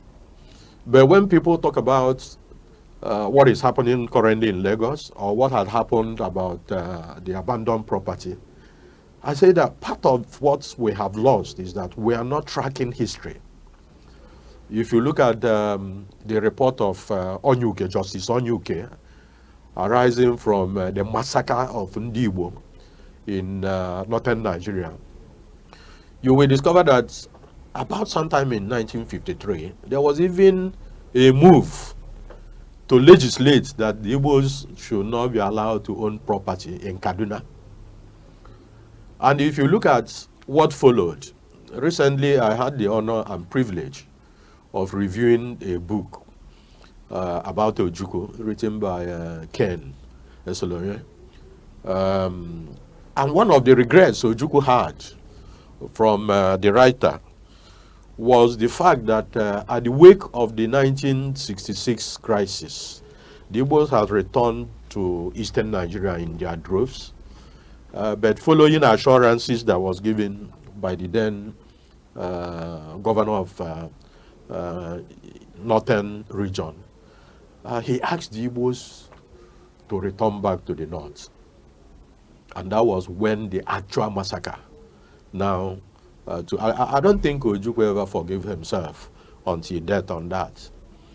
If you also look at the track of the Igbos escaping from the north, you will discover that much of what we suffered in terms of death was around the middle belt, Benue in particular. So the point I'm making is that this thing is not about religion. It's about that I didn't know how we came to be more tribal than even trying to accept that we have to be one country. And if you look at the core north, you will, like what is happening in Plateau and Benue, you will discover that it is not entirely about religion. It's about indigene and settlers. So my analysis or the context I'm trying to establish is that in Nigeria, people identify more with where they are from. The idea of religion is coincidental. If you look at, track the history of Boko Haram, even those who have interpreted it, it's like a vote of no confidence or a rejection of Western education. It's not as if it's a rejection of Christianity. But they said, no, this model of education have not served us any good. From there, we knew what happened before the other aspects of header, farmers' crisis, and what have you. So I will want to align with myself with Bishop Kuka. Yes, we have tragedies, we have persecution, we have things that didn't even happen during the Civil War, happening now. But we can narrow this to the point that if we stay in 2025 in Nigeria, have government talk about ungoverned spaces, whether you are talking in the north, whether you are talking in the west or in the east, where non-state actors take over and want to establish control, it is more in the north. What it means is that the trajectory of constituting a country, we've lost it, because to constitute a country, the first value is the constitutive environment where you establish your jurisdiction and say, this is where we're in control. Then the second aspect is governance. To be able to conduct governance where you are now in control. That is what you call the jurisdiction you govern. But to be effective, to be able to deliver this aspect is the most important aspect, which is the technical capability. So what has happened is that we'll have a situation, we'll have governments, we have a situation, we'll have a space, geographical space called Nigeria. But we've not been able to establish governance that deliver inclusiveness to the Nigerian people. So resort to self-help, resort to things that are not allowed within civil liberty and rights is usually easy for those who think it's a path to track. But it is more because of the level of reorientation. The orientation will have imbibed. Nigerians see themselves, like I've said earlier, more as northerners, and even as northerners, are you a Fulani? Are you a Hausa? Where do you belong? Even where you think you have a dominant religious culture, let's take, for instance, the Southeast. You also, if you take Ebonyi State, for instance, the unending crisis, I think, between the Z and the Ezas, you will discover that it has nothing to do with religion. So the point I've tried to lay is that we have a country, yes. We have a constitution, yes. But we have a governance model that have not been able to assure the people, pursuant to the constitution, in terms of welfare and protection of the rights. So people easily resort to self-help, and banditry seems to profit. And those who, you know, when you have a system where subculture profit from economic benefit, you now discover that it is a challenge to whatever government you have in place. Okay. If I get correctly, the fundamental, just to digress a bit, the fundamental challenge here in Nigeria is that Nigerian's constitution is talking about the citizen without first recognizing the indigenous people of Nigeria. You see, every constitution, including the United States Constitution, pursues ideals. And these ideals is where you want to be, where you want to be as a country. In the Constitution, the Constitution has established the obligations and duties of government that you'll find in Chapter 2 of the Constitution, which is the deriving principle. And that's why when we talk about the Nigerian political system, I'm one of those who say that the ideology in the in Nigeria is that the Constitution has already imposed ideology. There is no choice. Any party can begin to say we want to move this way, because the Constitution allows freedom of association through which people can come and form political party. But I think in section 225, it also said for those who will form party, there must be a manifesto they will register at INEC before they can be allowed. There are other conditions, but I just want to speak to this. And that manifesto will be derived from Chapter 2. Okay. That Chapter 2 is the fundamental objective. And if you go there, it covers a lot of values. You will see economic, you will see political, you will see social, educational, and what have you. But if you look at section 16, which is economic, you will see that the formulators of the Constitution had anticipated that the Nigerian system is unbalanced, and that the business of government must be such that they must pursue deliberately through objective policies inclusion for all the citizens. Okay. In fact, it prohibits that the resources and wealth of this country should be vested in the hands of few.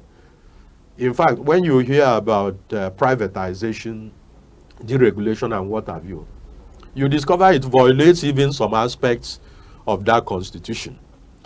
And when the Constitution clearly states as its social objective the welfare and security of the people, it tells you that it has designed that the government has to provide for the citizens. And went on, I think in section 14, to talk about citizens' participation. Because it is through participation that people can begin to input their interest in the policies of governance.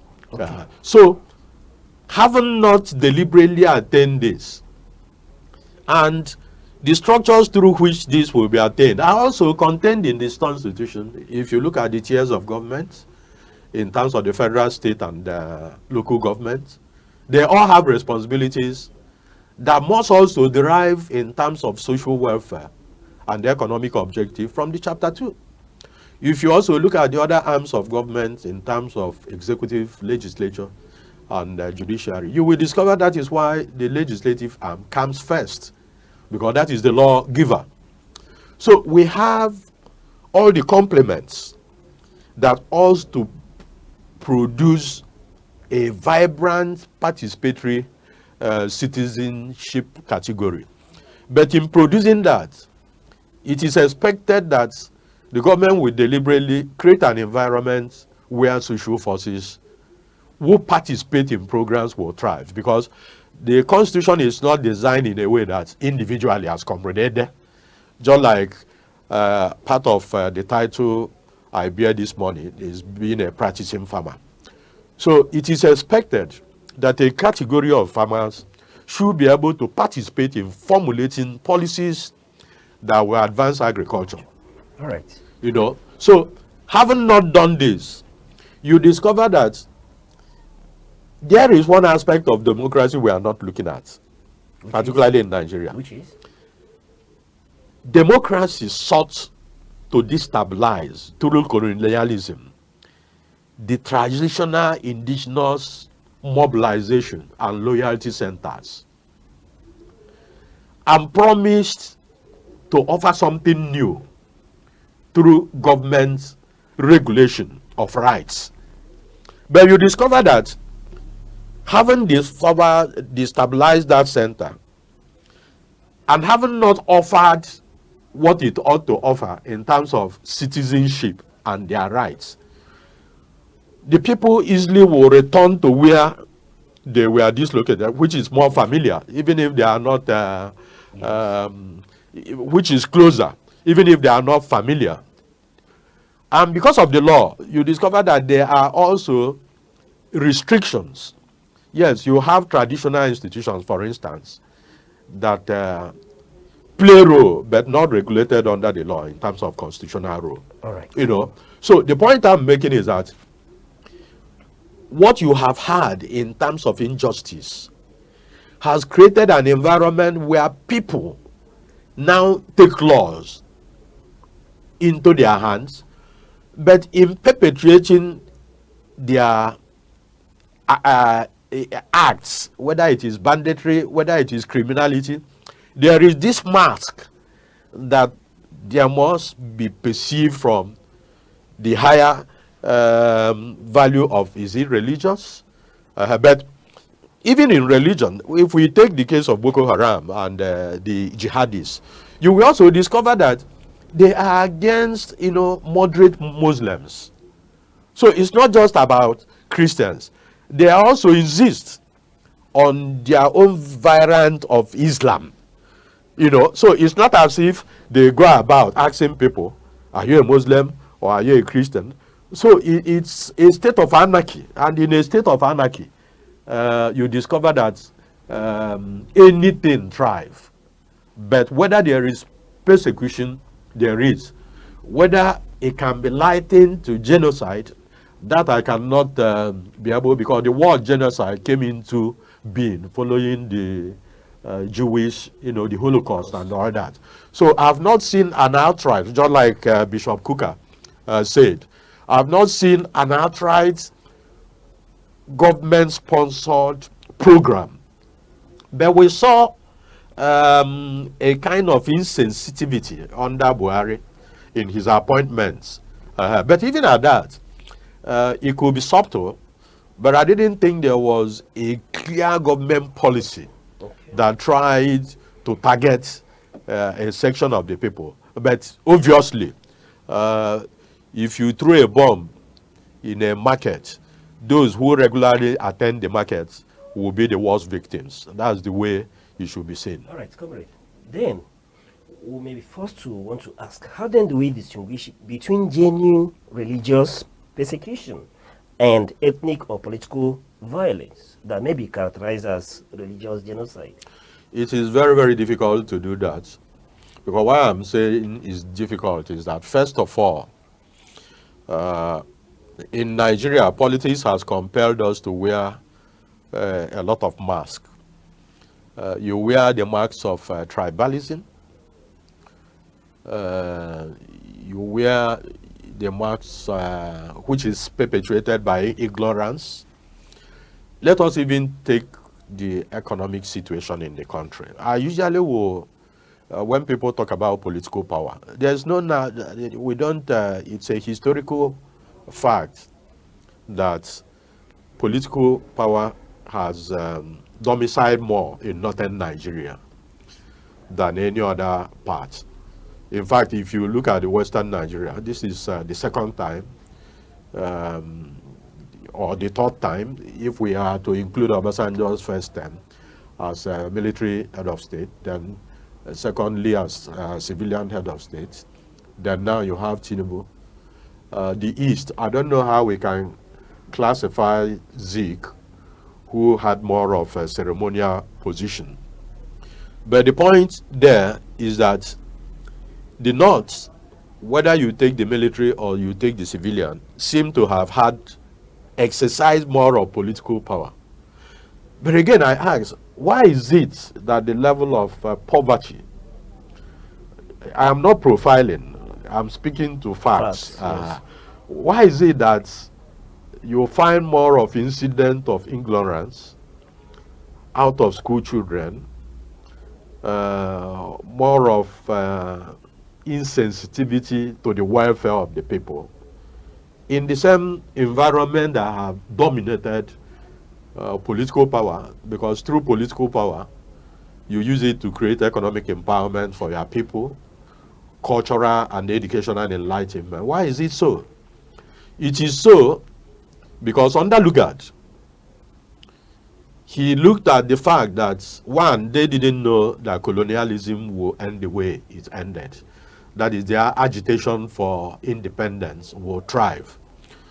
So one of the things they did was to collaborate with the northern emirs, who, yes, religious leaders, but they were more of cultural leaders that controlled the people. So what they did was to hedge then what they call Western education, and looked at the more educated Southerners as irritants to their ambition of domination. If you looked at the introduction of indirect rule, it speaks to this point I'm making. You know, but you see, if you follow the natural sequence of reaping what you sow, when we attained independence, which you knew ought to have been in 57, but the North not being ready, you know, couldn't, even in 60, only that the British then felt, okay, if you don't want it, we have to postpone, because by then they had already had the Willing Commission report on minority, you know. So it came, but when it came, it was not for Nigeria, because the regional government was in situ. So, but for the reform that took place, I think it was Mauritania, where you have now to have national political party, you know, which started in 1999. You discover that the North didn't even bother to campaign in the West or in the Eastern region, because they had the number that will always make them leaders. So, but the question is that what kind of governance was conducted? It was very clear that you had a rule that impoverished the people, made them ignorant, for them to be easily controlled. And this is part of what we are seeing. But there is a limit to exploitation, just like slavery. Yeah, people will tell you how slavery ended, but they will not tell you that it naturally wouldn't have continued, because it came to a point where the economic value of slavery wasn't sustainable.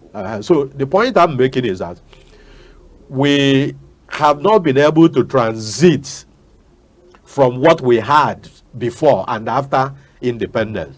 And what people inherited, just like state creation, is that when they think they have their own empire, they replicate the same culture or structure that they had contested against, and becomes the new masters without allowing civil liberty to thrive. So you find that injustice, lack of access to governance, and the imposition and the exploitation continue to thrive. And that is why governance seems to be removed from the people who are yet not citizens. All right, comrade.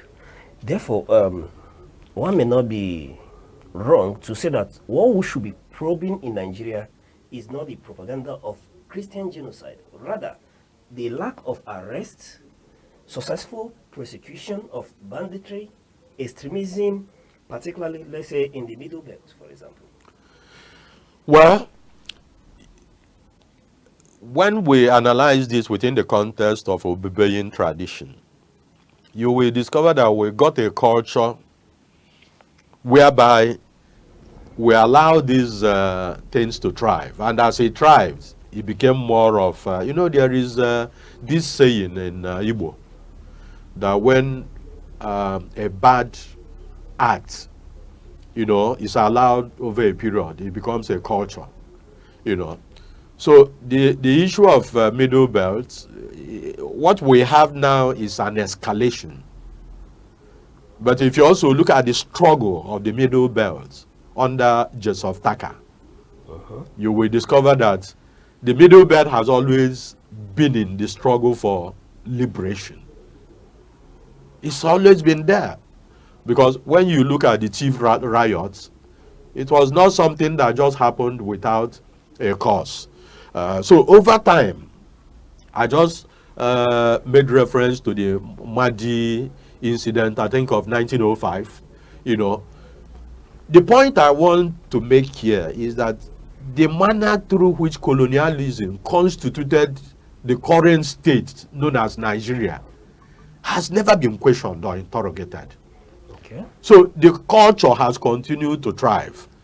You know, how do you now reconcile the fact that in a country such as Nigeria, with the constitution we have, that talked about justice and equality, that you have 12 states, for instance, in the north, that they have Sharia,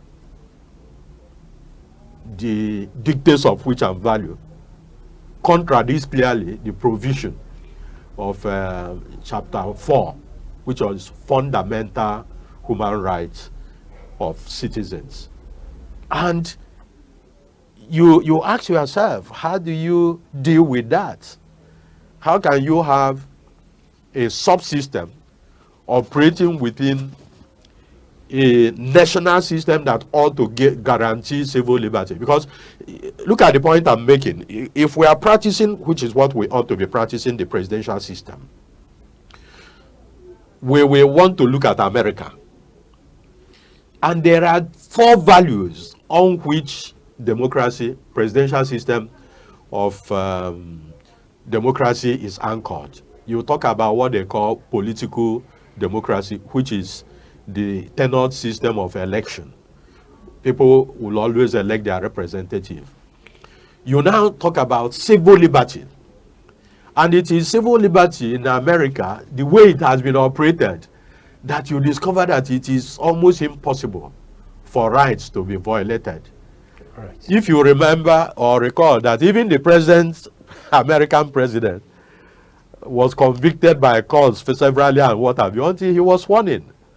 It's just because of the existence of a rights regime that allows that before right can be violated, you must have exhausted all the processes. Then you have equality of reward.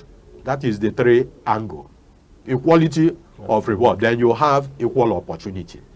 But in Nigeria, you know we don't have all this. And yet, we are practicing democracy. So a situation, for instance, you are in the north, and you are right. I just read something yesterday about in Kano, a content creator. I think there was something they did. Yeah.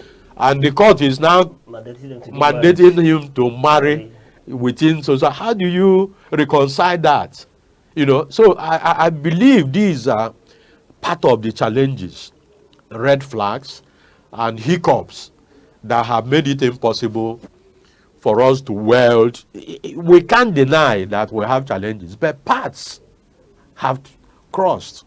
Nigeria is not a place you can now say these people are this or the other people are this. So it's a complex situation, but it is not something you can just classify and say that a particular set of people. I just gave you example, the one government perpetuated. Whether you are talking about the baccalaureate incident, even the Bacha, you know, the Mambila, you know, when they started the Oji, the Zakibiam, you know, these are the ones perpetrated by government agents.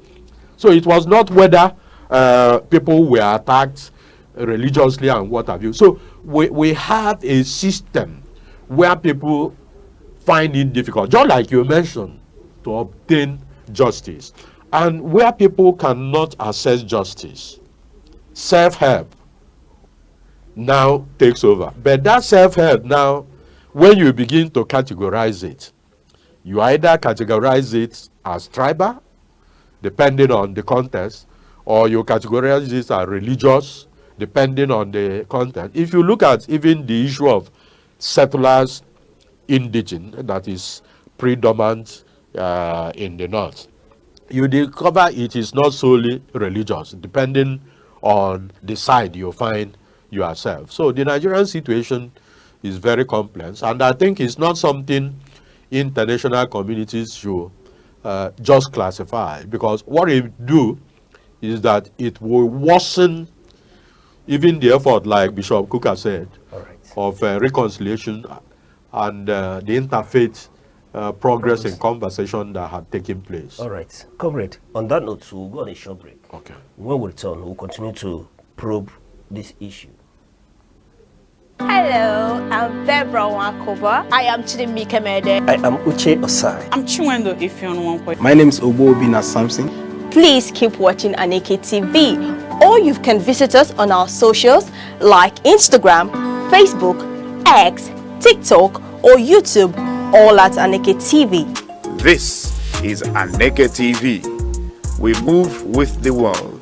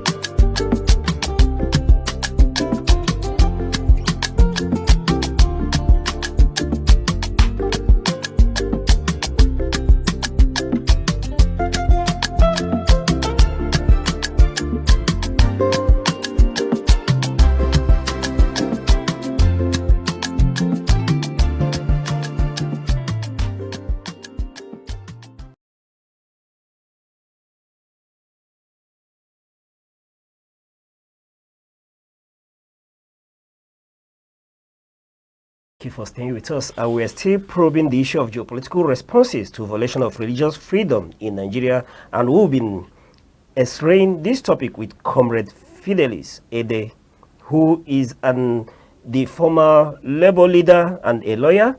He prides himself as a practicing farmer.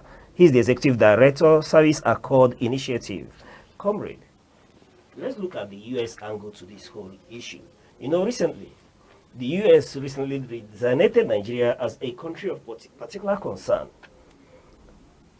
regarding religious freedom. What implications does this designation have for Nigeria, international relations, and domestic dynamics? Well, I think this point has to be made clear that for every action, there's always an interest. So the question will be, in I think 2020, it was Trump administration that had designated Nigeria as a country of concern and placed certain embargo on the country. And if you recall, when President Jonathan was in office, the attempt to procure military hardwares and what have you that would have helped that government to deal with the then Boko Haram hadn't gotten as interest that it is. It is now something that was revealed that all those were part of the scheme to get Jonathan out of office.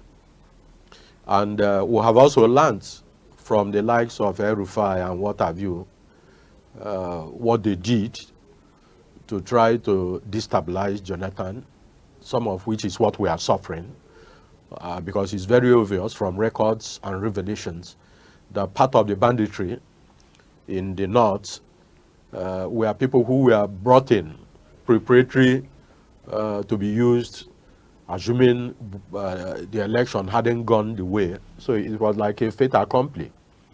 So for me, in international politics, you will discover that since Trump came in, Trump has tried to conduct himself as an empire builder. The American interest for Trump, what they call make America great again, is one that is very, very obvious, immersed in economic and military spirituality. So the question will be, if one had an opportunity, is to interrogate the interest of, I think, Senator Cruz, the man who is pushing this agenda. And if you look at the lobby system in American politics, you discover that there is nothing that happens that people don't lobby for. So the question here will be, who are those pushing this agenda? Okay. Because if under Trump, this was raised and the embargo placed, then Biden came in and removed it. What has happened between then and now?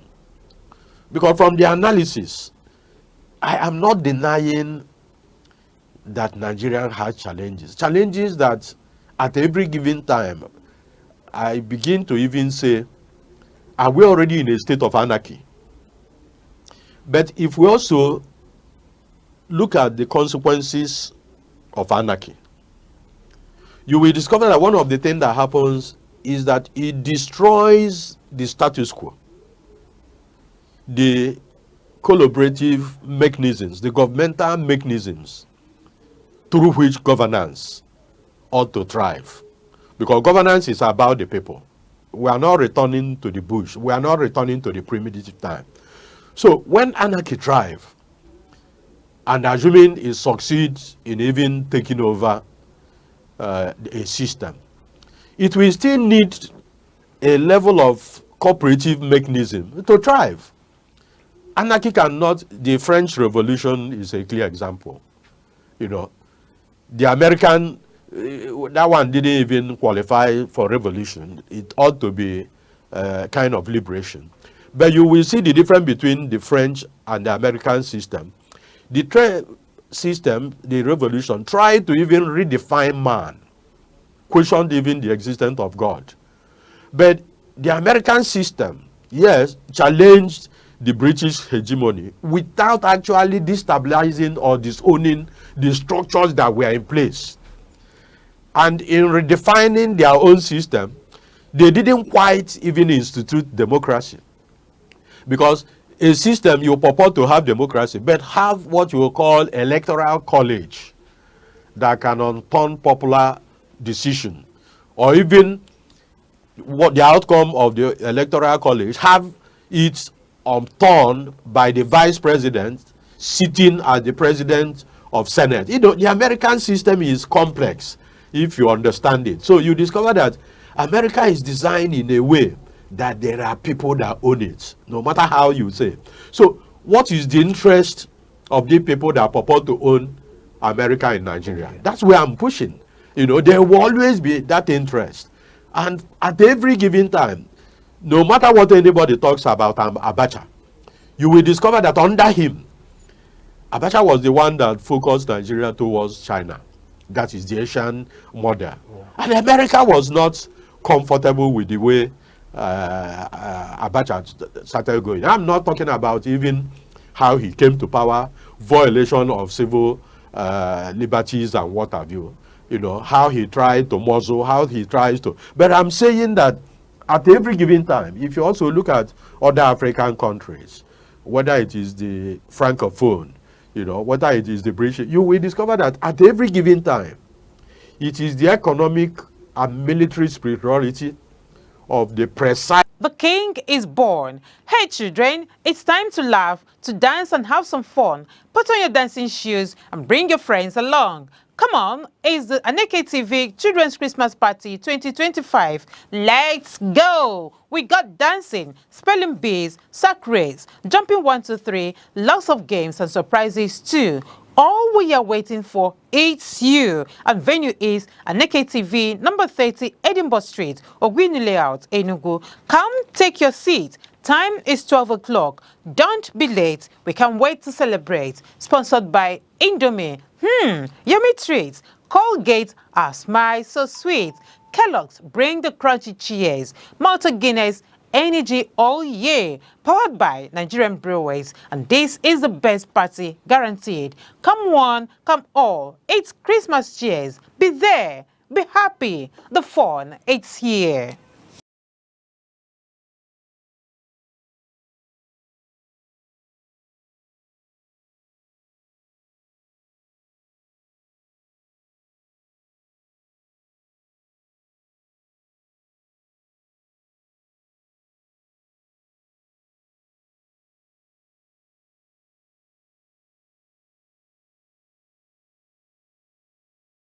And welcome to News Across the Country on Aneke TV. I'm Deborah Wakaba. And now to the headlines. Federal government pledges comprehensive revitalization of 8,000 primary healthcare centers nationwide. Senate orders nationwide enforcement action as lead poisoning outbreak hits Lagos Ogun border communities. Edo State Governor relieves Chief Press Secretary of duties. Inspector General of Police reiterates commitment to increase leadership and tactical roles for women in the Nigeria Police Force. United Kingdom announces €12.4 million support package to strengthen Nigeria's ongoing economic reforms.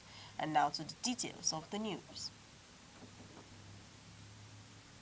The federal government has approved a major expansion of the country's primary healthcare system, targeting the revitalization of 8,000 primary health centers under the 2024 to 2028 medium-term framework. The plan also sustains ongoing upgrades in more than 4,000 existing facilities. Minister of State for Health Dr. Isiaq Saloko announced the approval after the Federal Executive Council meeting, saying it's aligned with President Tinubu's commitment to human capital development and nationwide access to quality healthcare. He noted that the framework guarantees continuity of major immunization programs, including the HPV rollout and combined measles rubella campaign, and emphasized political will to strengthen the basic healthcare provision fund across the country. The Senate has declared the lead poisoning crisis in Ogijo, Lagos, Ogun border communities a full-scale environmental and public health emergency. Lawmakers cited reports showing extreme contamination traced to years of toxic emission from used lead-acid battery recycling factories. The chamber commended the federal government for shutting down 7 non-compliant facilities and halting lead ingot exports, describing the incident as a national wake-up call on industrial pollution. It further directed the Ministry of Health and the NCDC to deploy emergency medical teams for free toxicology screening and treatment, while mandating the Environment and Solid Minerals Ministry to carry out full-scale remediation and strict regulatory enforcement nationwide.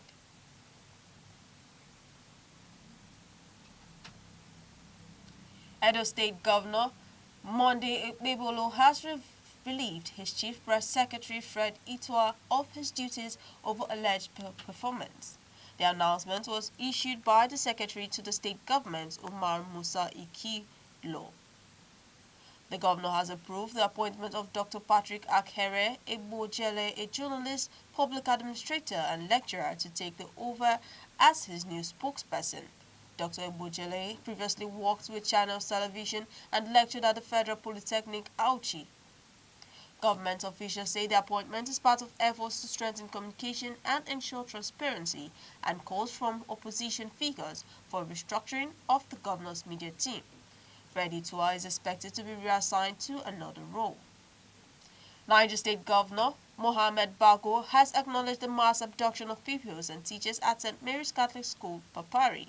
After earlier denying the incident, his new position was conveyed by Deputy Governor Yakubu Gaba at a retreat for commissioners and elected council chairmen.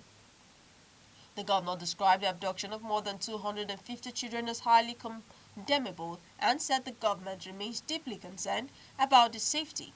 He expressed sympathy with affected families, calling the situation painful for the entire state. The retreat focused on aligning new appointees with the administration's new Niger vision, with emphasis on competence, results, and grassroots development. The secretary to the state government said local government chairmen must prioritize community-level progress. The Niger State Police Command has confirmed the arrest of 11 suspects in connection with the child trafficking syndicate operating between Niger and Abuja Natural Access. 9 rescued children have been reunited with their families. 3 additional suspects, Choma Oyanja, Joy Ndife, and Olusegun Azaya Anjori, were arrested on November 28 by the Anti-Kidnapping Unit, bringing the total number of suspects to 11. The investigation began after the arrest of prime suspect Victoria Ebunoha Chukwumezie earlier in the month. Police authorities say the investigation remains ongoing as operatives work to dismantle the network and uncover remaining accomplices involved in the trafficking chain. Governor Mohamed Bago of Niger State is inviting more private investors to establish universities, promising government support to expand access to higher education. He made the call during the maiden convocation of Newgate University, Mina. Represented by Deputy Governor Yakubu Garba, Bago said the administration is committed to strong education partnership that will improve academic quality and produce industry-ready graduates. He noted that the state welcomes institutions that drive innovation. Founder and Pro-Chancellor Dr. Hassan Nuhu said the university aims to produce creators and entrepreneurs, not job seekers. Newgate, which opened in 2022, with 350 students, now has more than 2,000 across 4 faculties and graduated 207 students at the ceremony. The Lagos State government has commenced the second phase of its polio outbreak response vaccination campaign following the detection of a variant poliovirus in Makoko. The exercise runs from December 6 to December 9th.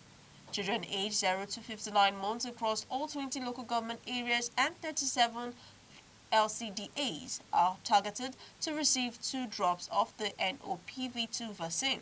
Regardless of their previous immunization status, health teams will visit homes, schools, markets, and worship centers. Permanent Secretary of the Primary Healthcare Board, Dr. Ibrahim Mustafa, urged parents and caregivers to cooperate with vaccinators, reaffirming government's commitment to safeguarding every child. The chairman of Safana Local Government Area in Katsina State, Alhaji Abdullah Hisani, has distributed 10 vehicles to councillors and empowered 1,322 residents in a large-scale initiative inaugurated by Governor Diko Rada. Governor Rada described the program as the most impactful empowerment effort he has seen at the local level, adding that it reflects the practical benefits of local government autonomy aimed at grassroots development. Items distributed included sewing machines, grinding machines, noodle-making machines, motorcycles, power tillers, and tricycles for persons with disabilities. Cash grants were also issued to women, youth, vulnerable persons, and APC executives. Enugu State has launched the Law Enlightenment Project, LEPENS, aimed at simplifying existing laws and improving public understanding. The initiative is led by senior legal professionals committed to enhancing civic awareness. Minister of Innovation, Science and Technology, Dr. Kingsley Uday San, described the program as a major step toward accessibility and justice. He emphasized that citizens cannot comply with laws they do not understand and pledged support for technology-driven legal education. The president of the Customary Court of Appeal, Justice George Namani, criticized the notion that ignorance of the law is no excuse, saying it disadvantages an uninformed population. LEPENS will deploy digital tools, radio programming, simplified guides, and community outreach to markets, schools, and town halls. Renowned anthropologist Professor Peter Jazzy Eze says there is no scientific evidence supporting claims that the Igbo originated from the Jews. He made the observation during the maiden annual lecture of the Chess Conclave section of Enugu Sports Club. Professor Eze explained that linguistics comparisons show no genealogical relationship between Hebrew and Igbo, noting that Hebrew belongs to the Afro-Asiatic family while Igbo does not. He added that circumcision practices cited by some authors differ significantly in meaning and cultural purpose. Speakers at the event, including former Anambra Chief Judge Justice Peter Umadi and the lecture convener, Priest Chukwemeka Onyeso, called for more scholarship on Igbo history. They stressed that the need to preserve, document, and celebrate Igbo heritage for future generations. You're watching Aneke TV News across the country. Remember, you can follow us on Facebook, X, Instagram, TikTok, and YouTube, all at Aneke TV. Now, a quick reminder of major developments in the news. Federal government set to revitalize 8,000 primary health centers nationwide. Senate orders crackdown following lead poisoning at the Lagos-Ogun border. Edo Governor Bebolosak CPS Andrew Itua, Dr. Patrick Ebojele appointed replacement. And coming up shortly, IGP pledges expanded leadership and tactical roles for women police officers. UK rolls out 12.4 million euro support to boost Nigeria's economic reforms. We'll be right back. Hooray! It's Christmas. The King is born. Hey children, it's time to laugh, to dance and have some fun. Put on your dancing shoes and bring your friends along. Come on, it's the Aneke TV Children's Christmas Party 2025. Let's go! We got dancing, spelling bees, sack race, jumping 1, 2, 3, lots of games and surprises too. All we are waiting for is you. And venue is Aneke TV, number 30, Edinburgh Street, Ogwini Layout, Enugu. Come take your seat. Time is 12 o'clock. Don't be late. We can't wait to celebrate. Sponsored by Indomie. Yummy treats. Colgate, our smile so sweet. Kellogg's, bring the crunchy cheers. Malta Guinness, energy all year. Powered by Nigerian Breweries. And this is the best party guaranteed. Come one, come all. It's Christmas cheers. Be there. Be happy. The fun, it's here. Welcome back. The Inspector General of Police, Kayode Betoko, says the Nigeria Police Force is stepping up efforts to increase women's participation in the tactical, operational, and command practices.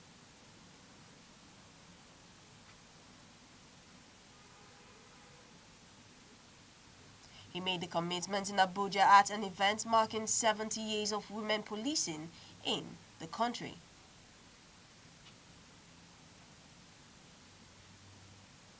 The IGP paid tribute to pioneering female officers whose roles in 1955 were largely limited to juvenile welfare and clerical duties. He said that discipline and professionalism laid the foundation for today's broader participation of women across all policing units. Higbetokun reiterated that the force will continue to discourage discrimination, harassment, or career obstruction against female personnel. He noted that women officers have continued to excel in intelligence, operations, and leadership tasks. The police chief said the goal is to entrench a policing culture defined by competence and courage, and to place more women in decision-making roles as part of ongoing reforms.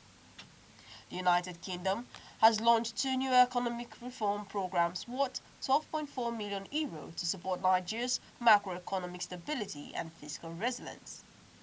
The programs unveiled in Abuja include the Nigeria Economic Stability and Transformation Initiative and the Nigerian Public Finance Facility. The UK says the grant will provide technical support aligned with the federal government's reform agenda. Next, we're focused on strengthening macroeconomic stability and policy quality, while the NPFF will support improvements in tax administration, public expenditure, management, and debt strategy. Special Advisor to the President of Finance and Economy, Sanyade Okoli, expressed appreciation for their timely assistance. She said the support complements ongoing reforms aimed at restoring investor confidence and stimulating growth. The British government noted that stability and sound fiscal decisions are key to attracting private investment. The programs will run from 2025 to 2029 and will be managed by Tetra Tech with funding from the UK Foreign, Commonwealth and Development Office. The Nigeria-Slovenia Chamber of Commerce is urging Nigerian businesses to take advantage of new trade and investment opportunities in Slovenia. The appeal was made in Lagos at the Chamber's 2025 Last Quarter Business Forum. Director General of the Chamber, Uche Udungo, describes Slovenia as a stable democracy and EU member offering access to markets in Central, Western and Balkan Europe. He said the country's business environment presents low risk and high returns for investors. Despite Slovenia's strong economy, the chamber noted that the trade volumes with Nigeria remained low, with imports from Nigeria standing at only $5.7 million in 2022. Undungo said reversing this trend is a priority for the chamber. He added that the organization will continue to promote trade links, support cooperation in science and technology, and provide members with accurate information on emerging opportunities and challenges in the Slovenian market. And moving over to sports, Wilfred Ndidi will lead the Super Eagles to the 2025 Africa Cup of Nations as the new team captain. His appointment follows the retirement of former strike skipper William Truss Ekong from international football. Ndidi, who recently captained the squad during the 2026 World Cup playoffs in Morocco, is now the most senior player in the team with 71 caps. He returns to continental action after missing the 2023 AFCON due to injury. Moses Simon is expected to be named vice captain, maintaining a leadership structure built around the squad's most experienced players. Team officials say the transition is part of broader preparations for the Ivory Coast tournament. The coaching crew has expressed confidence that Ndidi's experience and discipline will strengthen the squad's organization on and off the pitch ahead of the competition. Still on sports, Rivers United manager Finidi George says his team will return to winning form after recent setbacks in the CAF Champions League. The club lost its opening group match to Pyramids of Egypt and later fell 2-1 at home to RS Berkane of Morocco. Finidi admitted that the home defeat affected the players psychologically and contributed to their laboured performance in the narrow NPFL win over Kano Pillars. He described the victory as crucial for restoring confidence. The coach appealed to supporters for patience, assuring them that the team will be more competitive in upcoming fixtures. He said work is ongoing to correct weaknesses identified in recent games. Rivers United face Abia Warriors this weekend, with Finidi expressing optimism that the squad will respond positively and show improved coordination. Singer Peter Okoye has reacted sharply to a social media user who described him as irrelevant without the defunct P-Square group. The artist replied with bucket emojis, a symbol he often used to mock comments dwelling on the group's splits. Okoye restated that P-Square is no longer in existence and that he is focused on his solo career.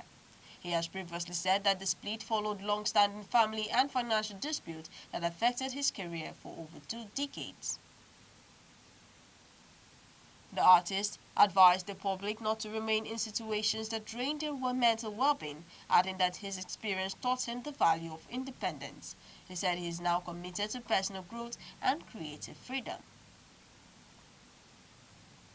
Fans continue to react to the exchange, with some supporting the singer's position and others calling for reconciliation among the Okoye brothers. Still on entertainment, influencer and entrepreneur Priscilla Ojo says she's excited about celebrating her first Christmas as a wife and mother. She shared a video of her family shopping for holiday items ahead of the festive season. Priscilla, daughter of actress Iyabo Ojo, married Tanzanian singer Juma Jokes earlier this year and welcomed their son, Prince Rahim Ayomide, in August. She said the holiday preparations are aimed at creating joyful memories for the child. The couple recently celebrated their son's 40-day milestone in Tanzania. Priscilla said balancing work and family life is important and the Christmas season offers time for bonding. She also hinted that she and her husband may expand their family soon, following Juma Joke's request for more children and her own promise to have 2 more. And now to end news across the country, here are the main points again. The Senate has declared the lead poisoning outbreak along the Lagos-Ogun border a national emergency, directing the Federal Ministry of Health and the NCDC to deploy emergency medical teams for free screening and treatment. It also ordered the Ministries of Environment and Solid Minerals to commence environmental remediation and enforce strict compliance on all battery recycling operations nationwide. The federal government has reaffirmed its commitment to revitalizing at least 8,000 primary healthcare centers and expanded national immunization coverage under its 2024 to 2028 medium-term strategy.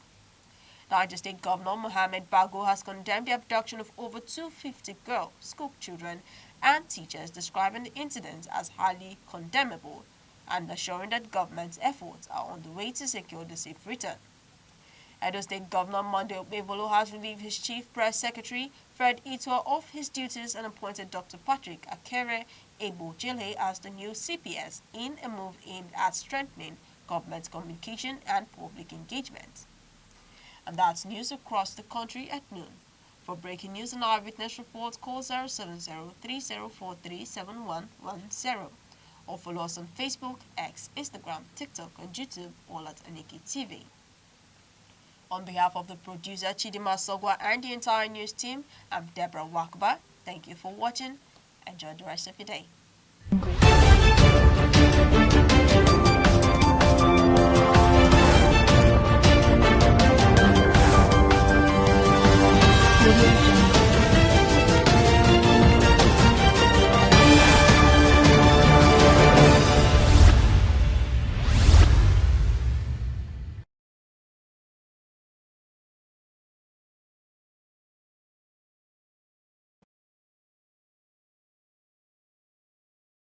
Hooray! It's Christmas. The King is born. Hey children, it's time to laugh, to dance and have some fun. Put on your dancing shoes and bring your friends along. Come on, it's the Aneke TV Children's Christmas Party 2025. Let's go! We got dancing, spelling bees, sack race, jumping 1, 2, 3, lots of games and surprises too.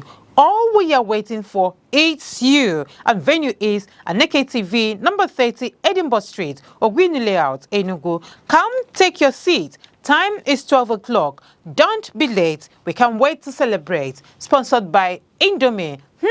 Yummy treats. Colgate, our smile so sweet. Kellogg's, bring the crunchy cheers. Malta Guinness, energy all year. Powered by Nigerian Breweries. And this is the best party guaranteed. Come one, come all. It's Christmas cheers. Be there. Be happy. The fun, it's here. Hooray!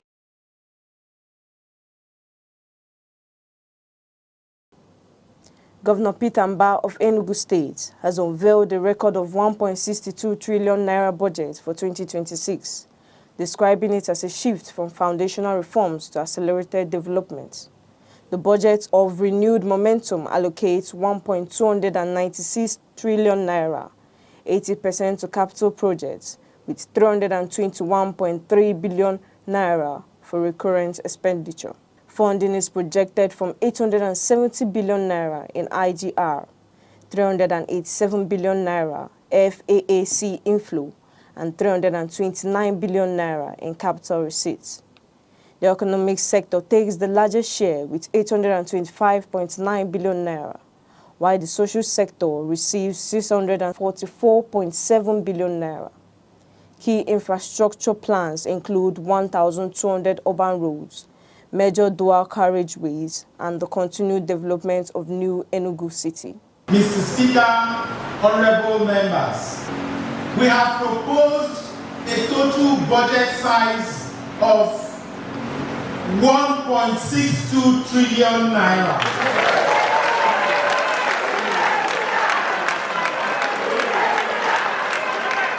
This represents a 66.5% increase in our 2025 fiscal budget.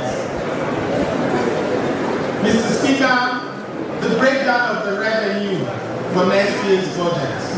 We expect a total of 870 billion from our domestic revenue, from our IGR. And we expect a total of 387 billion from our Federation account revenue. And from our capital receipts, we expect a total of 329 billion. Mr. Speaker, the estimated capital and recurrent expenditure for our personnel costs, we expect our personnel costs to increase to 149 billion. Our overhead also would be about 120 billion naira. Our consolidated revenue fund will be about 50 billion naira. So our total recurrent spend will be about 321 billion, which constitutes a total of 20% of our budgets. Now, capital expenditure. Our capital expenditure would be about 1.3 trillion, and to be specific, 1,296 billion naira. Again, constituting about 80% of our total budget. That brings the total budget size to 1,617 billion, 397 million, 465,000. Distinguished members of this esteemed house, this very high capital allocation is deliberate.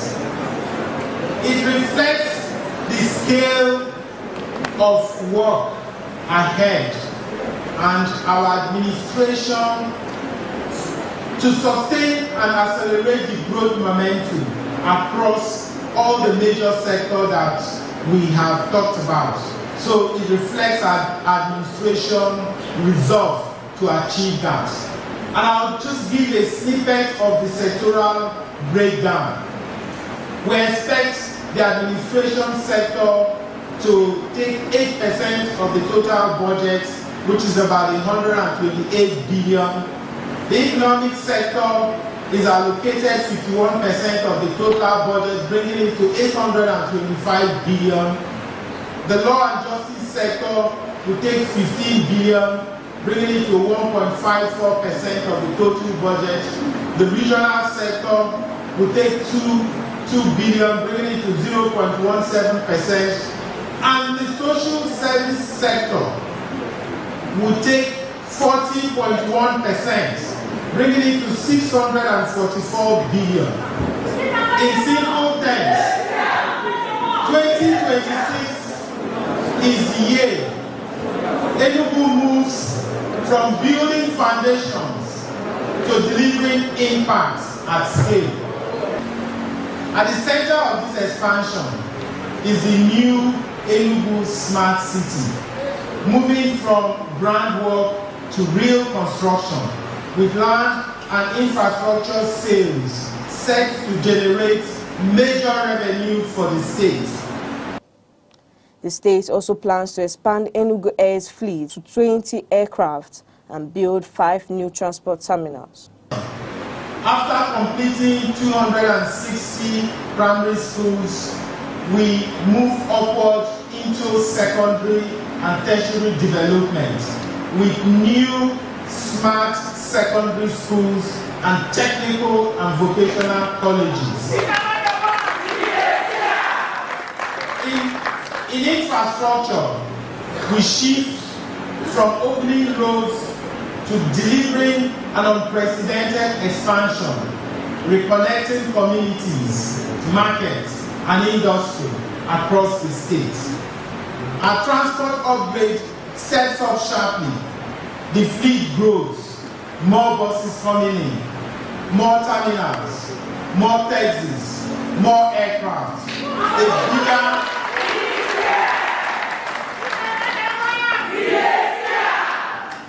a bigger, cleaner, more organized system for our people. Tourism moves from a few upgraded sites to a full visitor economy, with new attractions taking shape across the state. Our major state assets begin to bloom again, and long dormant facilities return to full productivity. All 260 farm estates gain full traction, pushing agriculture to scale. Education receives 32.27% of the total budget as the government moves to smart secondary schools and new TVET colleges. Health gets 10%, while 20 billion naira is set aside to clear gratuity arrears. 11 billion naira will fund the second phase of the security surveillance system. Reviewing 2025 performance, Governor Mbah said that the state has spent 806 billion naira so far, achieving 83% implementation. IGR is projected to exceed 400 billion naira, its highest ever, while FAAC inflows rose to 230 billion naira, boosted by national economic reforms. Sharon Uchi, Aneke TV. Hooray! It's Christmas. The King is born. Hey children, it's time to laugh, to dance and have some fun. Put on your dancing shoes and bring your friends along. Come on, it's the Aneke TV Children's Christmas Party 2025. Let's go! We got dancing, spelling bees, sack race, jumping 1, 2, 3, lots of games and surprises too. All we are waiting for is you. And venue is Aneke TV, number 30, Edinburgh Street, Ogwini Layout, Enugu. Come take your seat. Time is 12 o'clock. Don't be late. We can't wait to celebrate. Sponsored by Indomie. Yummy treats. Colgate, our smile so sweet. Kellogg's, bring the crunchy cheers. Malta Guinness, energy all year, powered by Nigerian Breweries, and this is the best party guaranteed. Come one, come all, it's Christmas cheers. Be there, Be happy. The fun, it's here. Reckless driving has become a disturbing trend on Enugu roads, contributing to avoidable accidents, injuries, and tragic loss of lives. From speeding to ignoring traffic rules, many road users are concerned about the rising dangers. Today, we are on the streets of Enugu to hear from residents about this pressing issue.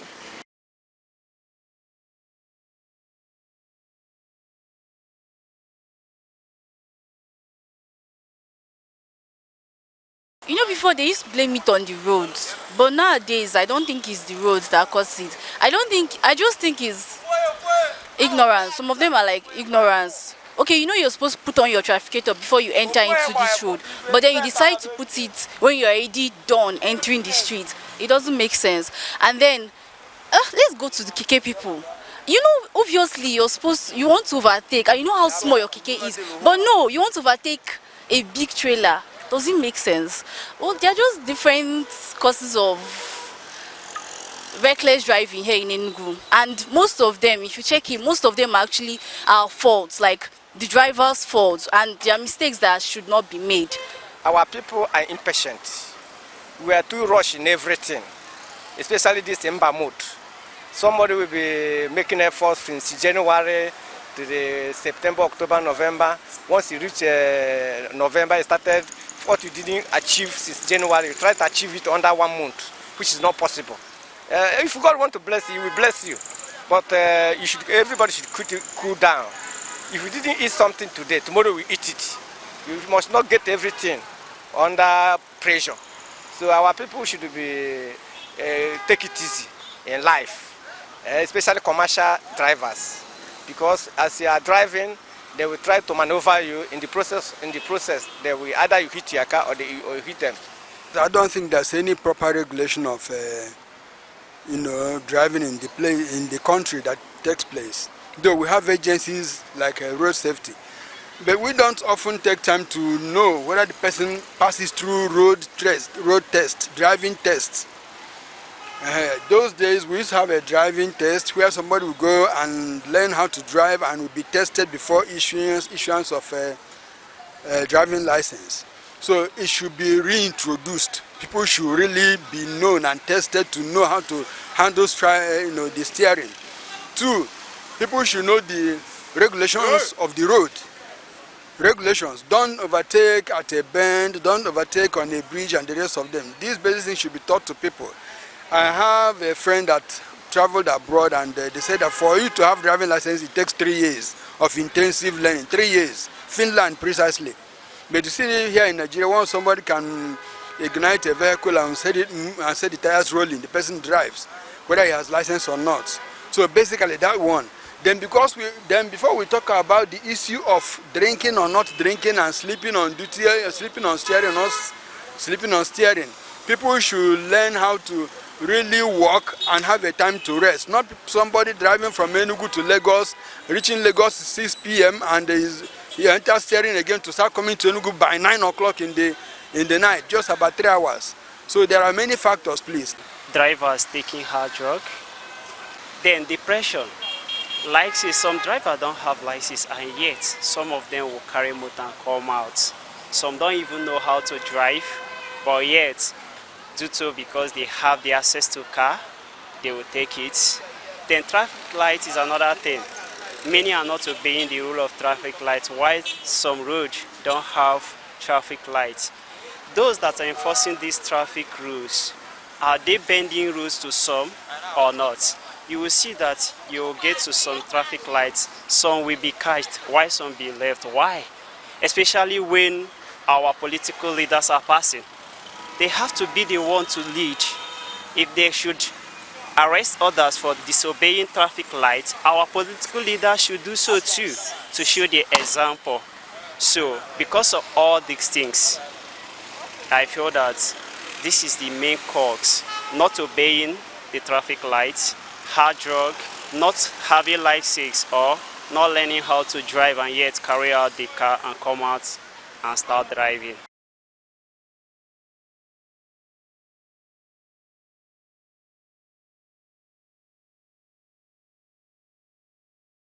If we can control the way people drive this season, because any scratch now causes a fire outbreak. Like today, I went to Night Mile and I saw an accident that a tanker had to somersault, and it was with a fuel product inside. So automatically, that if there's any issue or any wound on it, it will cause a fire, and the whole place will be catch with fire. So that is some of the things we can control, is to control our driving speed, control like traffic measure, make sure that we take note of traffic measures on our roads.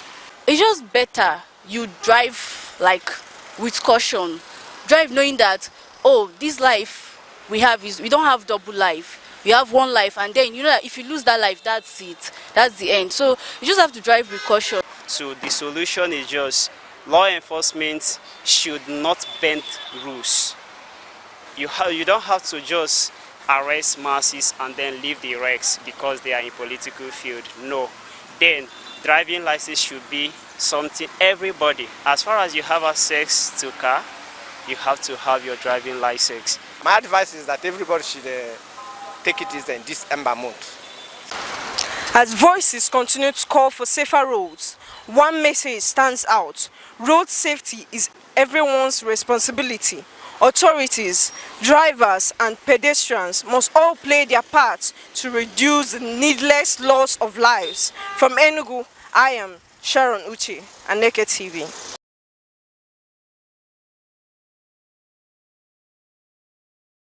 Now have access to land mechanization, storage and processing hubs.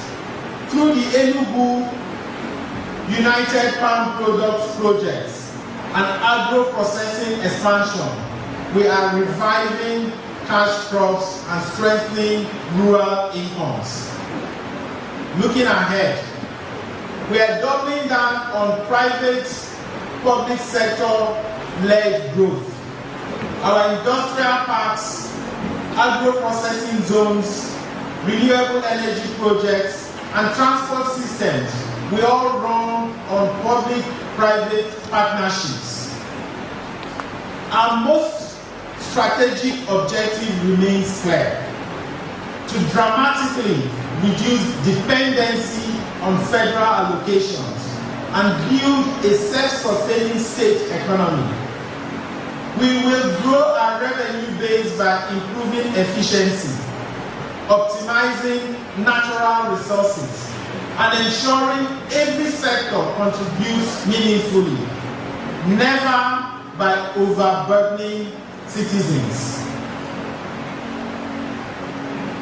The budget in simple terms. Mr. Speaker, honorable members, let me put the performance of the 2025 budget in clear terms. For context, last year you approved a budget of 971 billion. Firstly, the revenues. The money coming into Enugu State has grown in ways we have never seen before. From Abuja, our fund inflow did not just meet expectations, it exceeded them by more than half. We projected about 150 billion received from FARC, but we received 230 billion, over 50% above projection. This is not accidental. It reflects the impact of His Excellency President Bola Ahmed Tinubu's GCFR bold economic reforms, the removal of fuel subsidies, the unification of foreign exchange rates, and other fiscal measures have strengthened our key macro indicators. We can see today that inflation has declined and it continues to trend downwardly. Interest rates have eased and the exchange rate has stabilized, and our foreign reserve has continued to be strengthened and recently hit over $46 billion mark. On our own end, our internally generated revenue is set to exceed 400 billion naira by the end of this year. It is not yet where we ultimately want to be, but it is already the highest IGR in the history of Enugu State. A 221% increase over the 2024 IGR. Although by the end of the fourth quarter of 2025, we would have already brought a revenue of 826 billion in total revenue. Now to the spending. We have spent 138 billion on salaries, pensions, and essential government services, which is about 92% of our planned spend for this year. And crucially, we invested 667 billion in capital projects, roads, schools, hospitals, water infrastructure, transport terminals, and revived state assets. When you put everything together, by the end of the year, we would have delivered about 83% of the overall budget. Mr. Speaker, in plain language, by the end of the year, almost everything we planned for 2025 will already be in place. This does not mean that the remaining projects have stalled. It simply means that they are in motion, with the largest one speaking. As you know, a lot of this speaks during the dry season. So November, December is going to witness a peak of those projects in the final quarter. And then let me just give you a quick breakdown of our revenue performance in 2025. Our recurrent revenue was originally budgeted, and our recurrent revenue is largely from FAC and IGR. We had projected or budgeted 692 billion.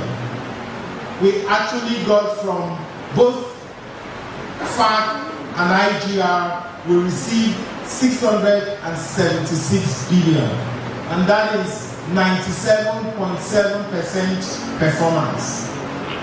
In our capital receipts, we budgeted 278 billion, and we actually received 150 billion. That's a receipt of 53.7%. So, in all, if you look at the total inflow, the budget was, as I said earlier, 971 billion. The total inflow that came is 826 billion. The total budget was 971 billion, and the actual is 805 billion, giving a performance rate of 82.9%. Mr. Speaker, distinguished members, let me present the overall picture of our 2025 spending in clear terms. So far, we have spent 806 billion. This means we have utilized 97.5% of all the money that came into the state and achieved 83% of the total budget implementation against a revised budget of 971 billion. This is what gives us the momentum we carry into the 2026 to 2028 budget. Mr. Speaker, moving forward into the 2026-2028 budget, in the year ahead, Enugu will move from laying foundations to scaling transformation across every sector. We have built the base. Now we lift the entire system. In education, after completing 260 primary schools, we move upward into secondary and tertiary development.